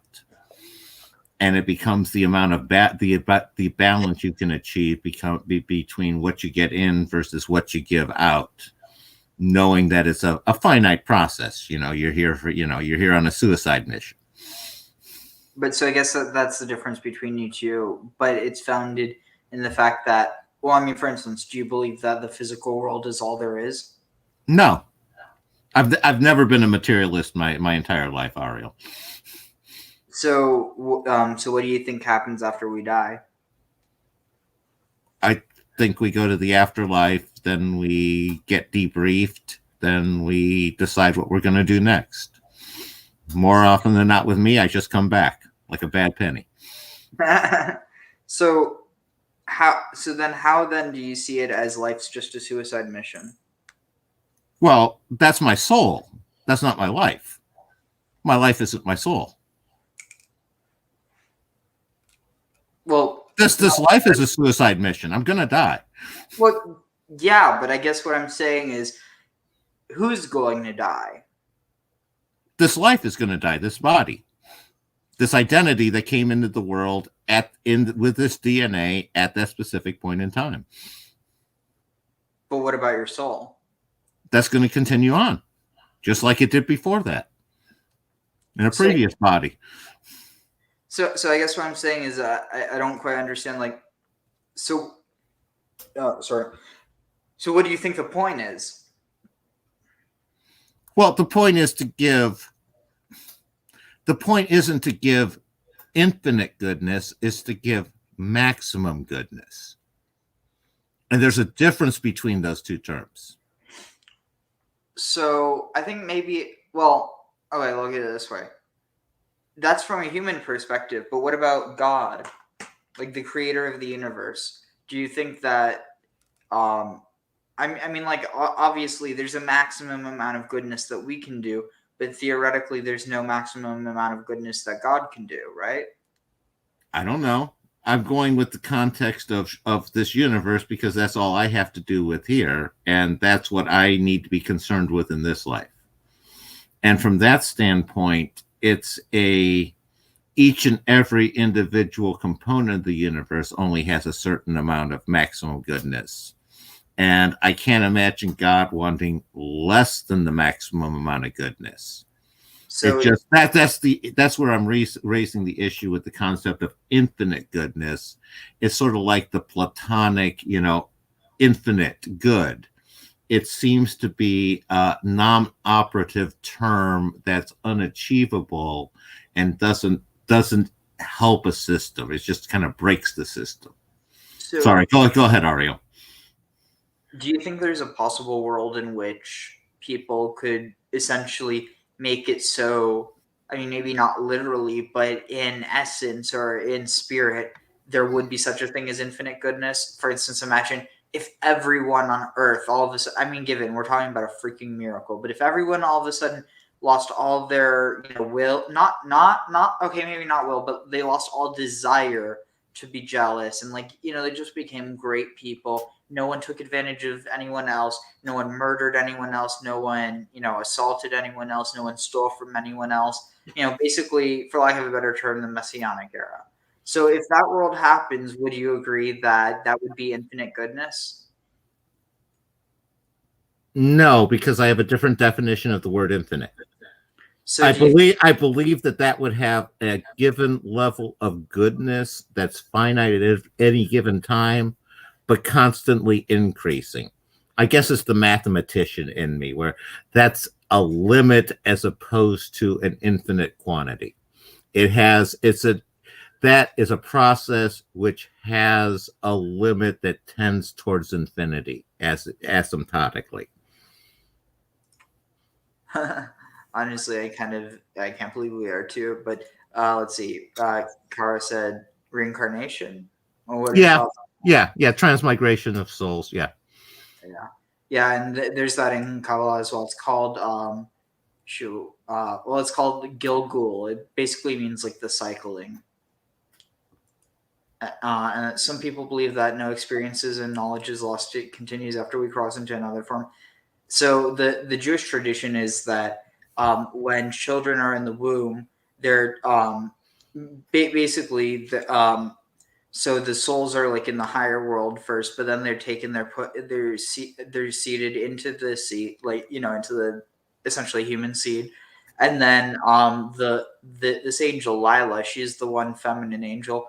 She stays in the womb with the child until they're born, and then she guards over them until they're, I think it's 13 or so, and then she checks on everyone periodically until eventually when people are destined to die, she takes them back to back to like what to the heavens or whatever, and you know essentially places the seed, the soul seed, back into the tree of life, like awaiting the next incarnation.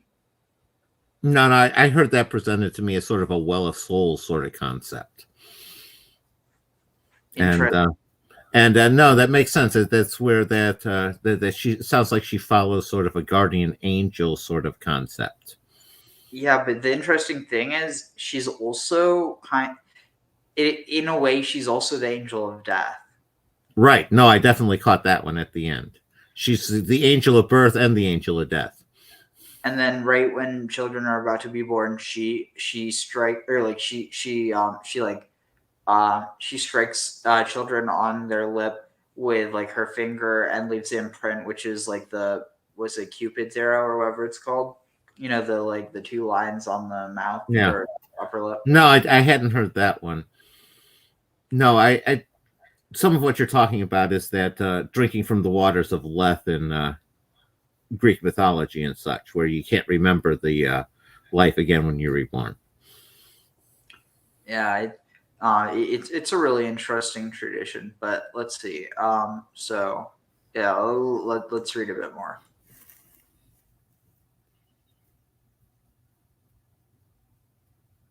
Looking for. Let's see. It's here.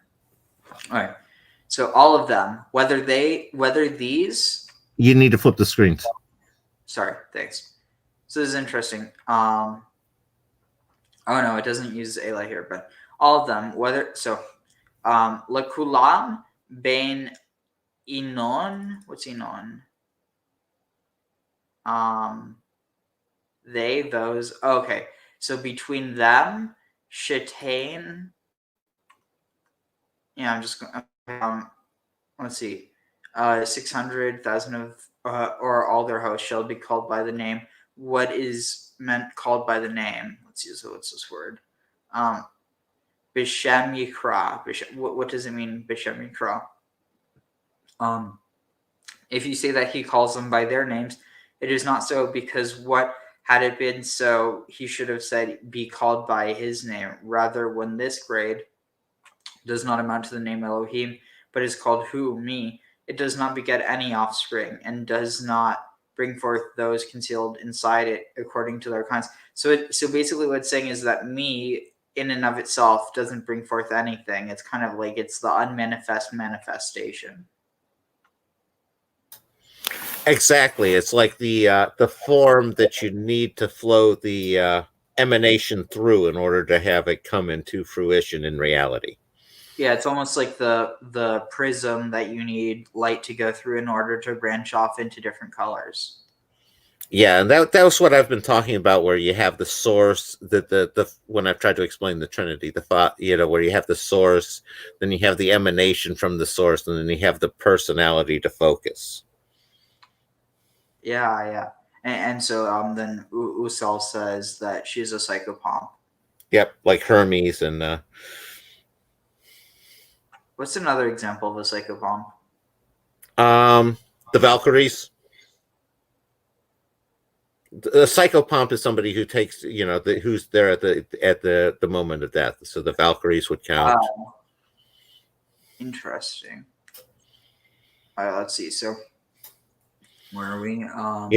Most near-death experiences, it's usually some loved one or religious figure or somebody to give them confidence to help them over on the other side.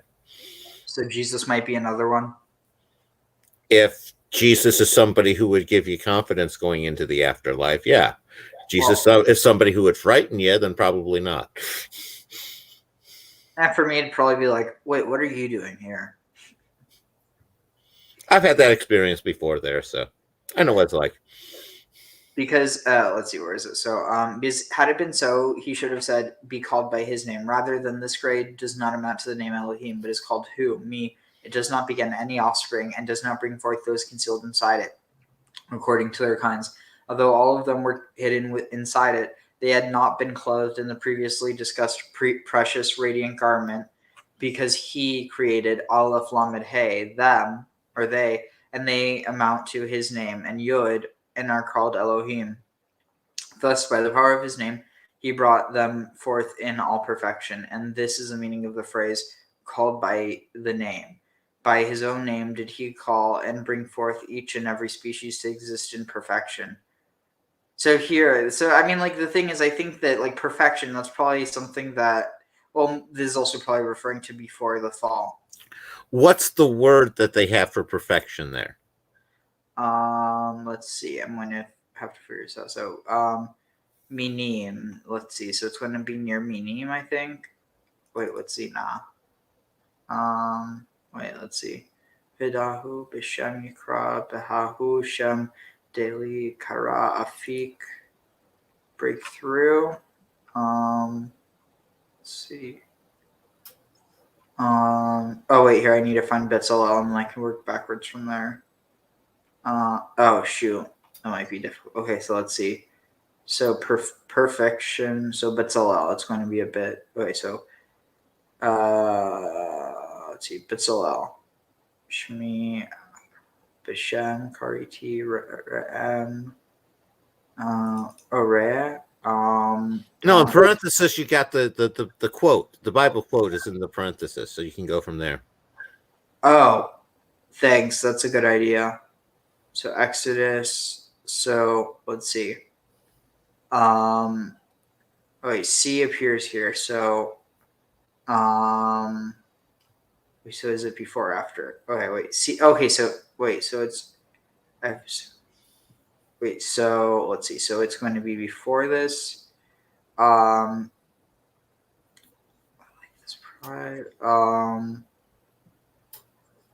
Let's see where. Oh, here it's perfection. It's perfection that I was looking for. Scan down, and we'll see how many words. Okay. Let's see. So before the quote, you have the same name appears here. Then you have the quote, and it's right before the sentence before the quote. Okay. So go backwards. Bishlimot. No, other way, above, line above. Wait, which one? You want above the citation, because it's before the citation. So here? No, before that, line above, above that, line below that, right below that, in between the two, one down lower. I don't know what you're saying. So here? Yes, right in somewhere in that sentence is where I'm willing to bet it is. Like what's the last word there? Leit kaima It's from Kayam. It means to establish. Okay, and where are we at here? Let's see. So Establish in the perfection. So it might be like the word before or after that. okay, so Kol zina vizina, so every species maybe, and every species to exist. Wait, so he called forth each and every species by his own name. Did he call forth each and every species to exist? Wait, whatever. Imperfection. So what's the first word in the next line? Um, First word of the line with the citation. Yeah, that one right there. Right, that one. Oh, okay, this makes sense. Bishalimotea. So that's from shalim, which means to fulfill or be perfect. Okay. Let's see. So, Now, fulfill carries more of that process concept, where perfection is more of that static thing that I was thinking was sort of a misnomer or a missense out of the word. here, check this out. Let's see, shalom. Where is it? It should be. Oh, it's going to be done. To be in a covenant, be at peace. To be complete, be finished, be sound, be finished, to finish, bring to an end, render in full, or perfect. Oh, here. To full or perfect, to finish, to complete. Shalom. So, let's see. So, to exist in fulfillment, I guess. The same appears here. See, I have called by name. I have bestowed my name on Betzalel so that Betzalel's existence reaches perfection. He asks, what is the meaning by the greatness of his might and wealth? This is here. I mean, we'll just go. Oh, Wait. okay, no, I see where they're going with that. Yeah. Okay, that's more of a spiritual blueprint of such things as opposed to an actual creature. Got it. Let's see. So, here, let me just see how much more there is in 1-2b as opposed to. Okay, yeah, let's finish 1-2b. That way we can get to 1-3. So we finish 1-2. Exactly. Sounds perfect. Okay, let's see. So where were we? Let's see. I think that was it. Nah, Um, no, we were above that. Above that. Keep going up, I think. Have we not started 1-2b? Oh, no, we just got there, but it's not that long. Oh, we can speed through it. So he asks, what is the meaning by the greatness of his might and wealth? This is the supreme grade where all desires rise up in him, and they ascend through a hidden and secret path. So let's see. Be'oreach and Be'oreach Satim, like in in the way or path. Let's see. So Be'orach Satim in a concealed path, Ve'amit Koach, and I search for strength, and or wait, that conceals the alma, the world, or place. Ilah, yeah, I don't know. I don't know Aramaic well enough. And they ascend through his hidden and secret path because he is strong in power. Okay, I think I just read that. Okay, it was. Amit's strong. He's strong. Amit's koach that hides to Alma. Okay, so because he's in strong power. This is the secret of the supernal world. So I got it right. So it's the Raza, the secret de Alma Ilah, the secret of the supernal or like highest world. Who or me that rose up to the name Elohim, as we have stated. The phrase "no one is missing." What's this phrase? It should be in quotes, I think, right? Or it should at least be me something. Dang. Oh wait, it's secret supernal world. De Istalak. I don't know. Bishem Elohim Kedikamran Ishlo ne Odar Meino. Yeah, I don't know. Oh, who me that rose up to, so then it should be further. Okay. De Ishlo Neni Vicho Otar Demimo. Wait, oh no, here it was. Ishlo ne, okay, Meinon Shetain Ribo Dafik Bechela. Yeah, I need to start learning Aramaic at some point. As we have stated, the phrase "no one is missing" is to the 600,000 that he brought forth by the power of his name. And because no one is missing from the 600,000, it follows that in every place that Israel died and were punished for their sins, they were numbered, and no one was ever missing from the 600,000 to keep the balance between the worlds, just as no one was missing from the 600,000 above, no one was missing from the 600,000 below. So you have the above and below. I love Vatata again. If you're talking, you're muted. No, I noted the hermetic above and below again, and all 600 flowing through. And again, it's I don't know what significance to attribute to the number 600. It's one of those holding place for future insight. All right, so Rabbi Hamnuna, or how's it spelled? Rav Hamnuna Saba said, Amar, Ashkachan at Bereshit Bekadmita Ulbartar Bekadmita Hayinu Bereshit. In the beginning was, how is this going to translate it? Okay, in the first four words of the Torah, Bereshit bara Elohim et, the first two words begin with the letter bet, and the following two letters with all. So Bereshit bara Elohim et. So ba ah. It is said when the Creator thought to create the world, all the letters were still concealed, and even 2,000 years before the creation of the world, the Creator gazed into the letters and played with them. Who ishta'asa, be smeared with blinded. What? Gaze. This doesn't make sense. Take delight in.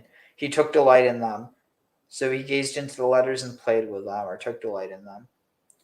It's an interesting phrasing.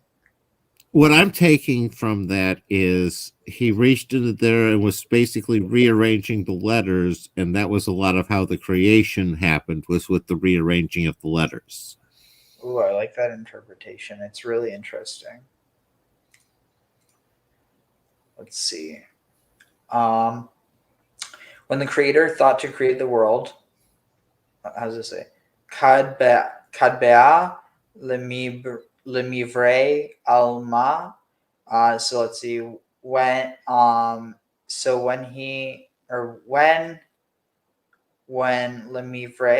the Creator, I'm guessing, or no, but I don't know, when to create Alma, the world, I don't even know. So anyway, when the Creator thought to create the world, all the letters of the alphabet came to him. Oh, I've read this before. This is such a beautiful one. So here, we've got to get some music for this. Yeah, is this one of the guys who's been harassing you? No, I recognize the name. As in he is? No, I recognize that's the same name of the one that had commented on the one of my comments. Oh, okay. I don't know. Again, let's not talk about that. Let's focus on this. Yeah, sorry. I don't know if that's relevant to this, but yeah, it might be. It didn't jump out at me as overly relevant though. Well, no, not that specific comment, but just, yeah. Let's see. Let's see. Where's music?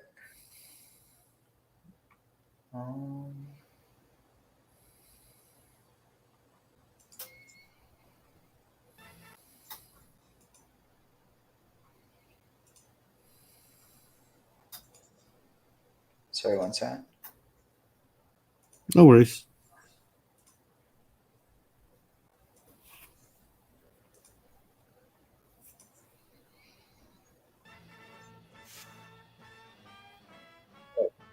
One second. There's the volume.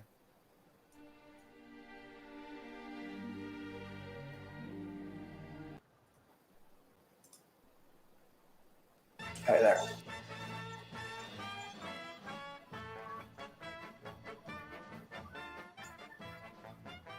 Oh wait, no, that's not the one I was thinking. Here, this one.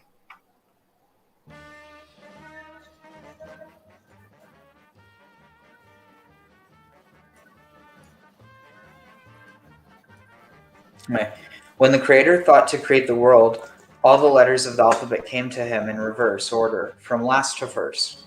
The letter Tav entered first and said, "O Master of the world, it is good and also seemly of you to create the world with me, with my properties, for I am the seal on your ring, called Truth, that ends with the letter Tav." Bizamet ends with Tav. And that is why you are called Truth, and why it would befit the king to begin the universe with the letter Tav, and to create the world by her properties. The Creator answered, "You are beautiful and sincere, but do not merit the world that I conceive to be created by your properties." You are destined to serve as a mark on the foreheads of the faithful, who have kept the law of the Torah from Aleph to Tav. When you appear, they shall die. Not only that, but you are also the seal of the word death. And because of this, you are not suitable for me to create the world with you. And the word for death is met, or mabet. The letter Tav then immediately left from his presence. The letter Shin then entered and stood before him. It said, "Master of the universe, may it please you to create the world with me, as your own name, Shaddai, the breasted one, or Almighty One, is with me. And it would be most proper to create the world by a holy name." He replies, "You are worthy, you are good, and you are truthful. But because you are included among the letters that form the word falsehood, sheker, I do not wish to create the world with you. Falsehood would have prevailed had you not been attached to the letters. Falsehood would not have prevailed had you not been attached to the letters." Reish and Kuf. From this, whoever wants to tell a lie should add that lie to a base that is truthful, because the letter Shin is a letter of truth. Because a letter of truth by which the patriarchs reached unison. Shin's three arms represent Abraham, Isaac, and Jacob. Chesed, Gevurah, and Tiferet. And the letters Kuf and Re. Hold on, I gotta write this down because this is a. Where's my notebook? Shit.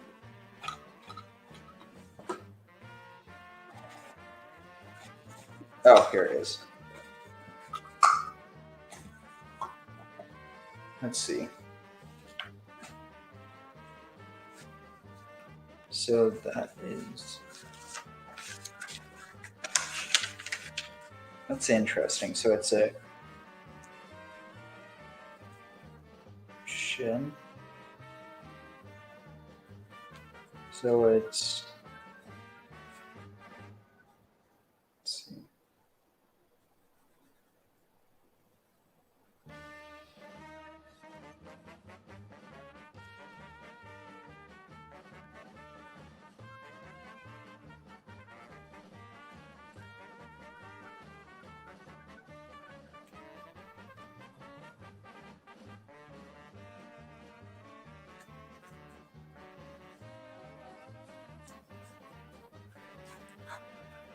Okay, so here, I wrote that down. And let me change the song.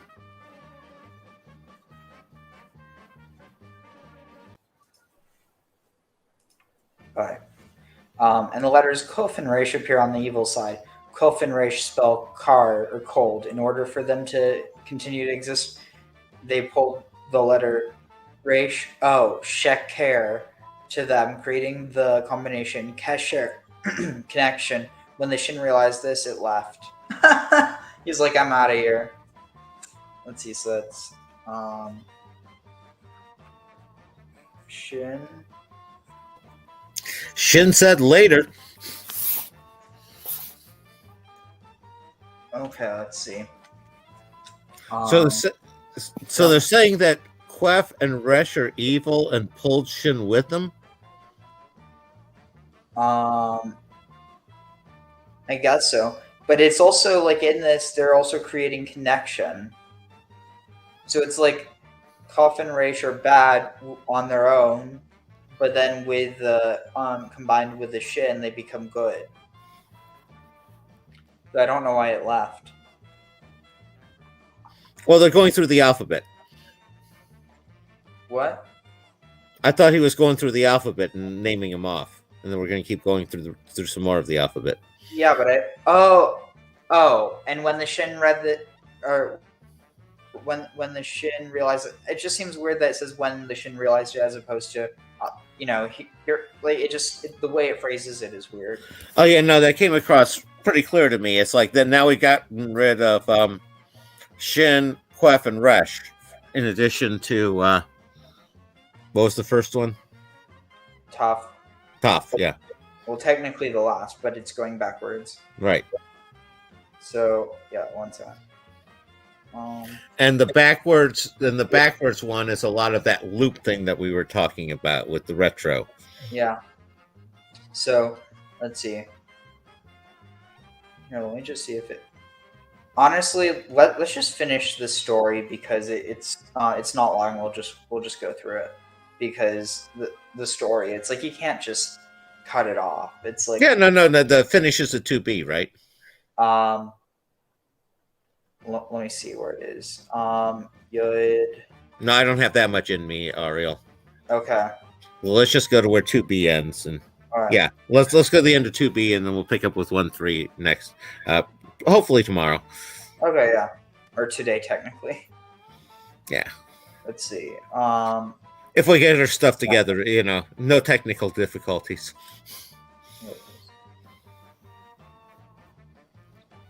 Okay, so we have like 4 more. So subsequently, the letter Tzadeh appeared before the Creator and said, "Master of the world, you should create the world with me. For tzaddikim, righteous ones, are marked by me. You, who is called a tzaddik, are also recorded within me. For you are righteous and you love righteousness. Therefore, my properties are suitable to create the world by." The Creator answered, "Tzadeh, you are truly righteous. But you must remain concealed and not be revealed to the extent required were the world to be created by you, so as not to give the world an excuse. The concealment of the letter Tzadeh is necessary, for first came the letter Nun." Wait, was it not Netz?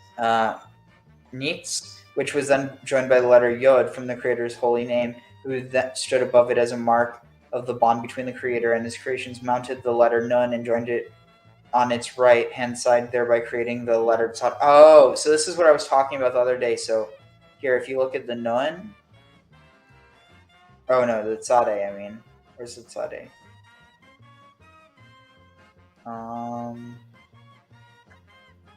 Here. Yeah, this was when I was talking about the how the Hebrew letters were created and combined kind of thing. Yeah, let's see. I'm trying to find a final Tzadeh. That's fine. Let's just plow through. Wait here. I think I might have found one. Actually, wait here. I can just show you here. So search in the text, and then I'll pull up the keyboard. So it's this is the Tzadeh. So here you have the Nun and a Yod attached to it. You see that? Here am I. Yeah, I do. Yeah, no, I see it. Yeah. So, let's see. Oh shoot. We were where? All right. Here. That's Shin. We're well past Shin. All right. Here. Yeah, that's where we were. Let's see. Oh, they're probably creating the letter Tzadeh. The letter Pei entered and said, "Master of the world." It would, shoot, lost my place. One more.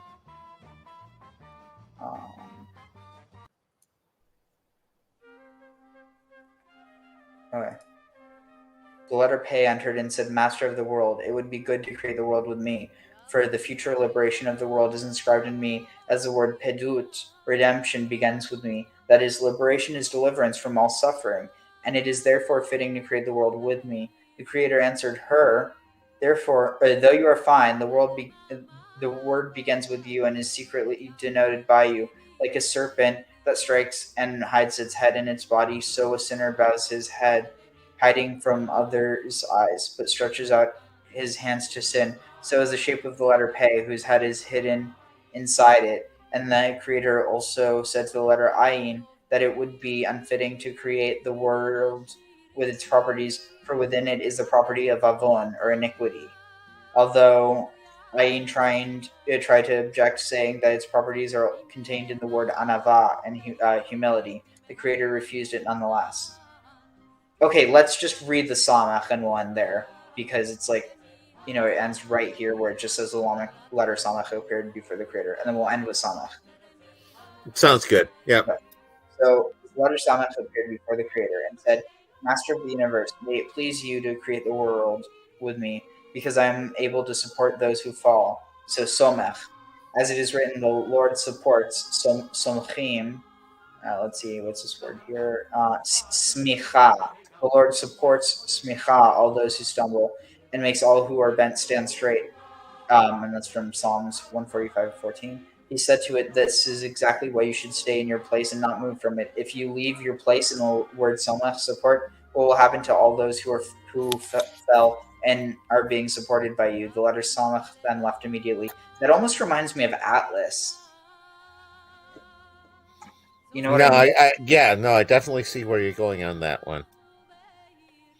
So No, one of the things I'm noticing here is the way the letters basically, basically the connections here and the generations are worth noting and setting up separate from the tree of life that we end up with the Sephiroth and all. And it seems like when you're going from the Sephiroth into the letters, you're going to end up with an interference pattern, or at least that's a thought that might occur to me. Might be worth exploring. Oh, you mean like if you compare the meaning, like the archetypes of the letters?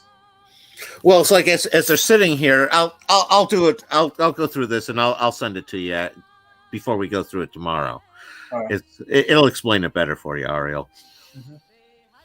So something that I just want you to see this, because this is definitely going to be a long-term project if we do this. But hey, I mean, it might be a good way of building up a following, or just getting people interested in this. So look at this. So so we're just reading the introduction right now. Right. So, yeah. Look at this. Now here's all the commentary on Genesis. Sorry, and when I say Genesis, I'm talking about Genesis as in like the chapter Genesis, not the book. Then you have, and there's Noah. Yeah, Noah. Lech lecha, go Abraham, get the hell out of your home. Vayira, and he saw the angels. Chaye Sarah dies, told the generations. Vayetze, I forget what that is. Vayishlach, I forget what that is. Vayeshev, and they dwelled. Miketz, I forget what that is. Vayigan. Anyway, holy crap. So then you have some stuff on Haman, some stuff on Jethro, some stuff on Judges, some stuff on Teruma, which is like like offerings. Let's see. Pekude, I think, means redemptions. Vayikra is, I forget what Vayikra is, but yeah, you have some really interesting stuff here. Achrei Mod, after the death, Kiddushim, Amor, Bahar, Bamidbar, Bahat Lacha, Korach. Oh, you're interested in Korach, right? Core, yeah. Okay, cool. Then you have Kulak, Balak's connected to Balaam. Then you have Pinchas, Matot, which probably refers to the staffs. Ikev, Shoftim, judges again. Vaelach Kazinu. Okay, and now finally we got to the bottom, but we didn't read all of it. So that's a long thing ahead of us. But yeah. No, I'm actually kind of interested and excited about diving into it, because I said a few years ago I want to do a deep dive into Jewish mysticism, and you're providing me a wonderful opportunity to it. And as long as you're enjoying the ride with me, Ariel, let's keep bumping down the road. I want to have. I mean, I don't know how much once I start my next semester, but I definitely am going to have more time on my hands than last semester, because I'm just I got really sick this past semester because, I mean, despite taking every precaution I could, there's nothing you can do when everyone around you is sick. So I'm taking a few more classes, like, then it gets a lot harder to, really continue that once it's over. But this way, you can continue it in between, videos. And the best thing I think is actually to help to coordinate videos. It's like, hey, you want to do this video, or who wants to hop in? And so just also notification for when a video comes out, because YouTube doesn't always let you know, even if you're subscribed. But anyway, have a good night, everyone, or good morning, wherever you are. Anyway, take care, and I'll see y'all probably in maybe 15 hours. I don't know. Take care.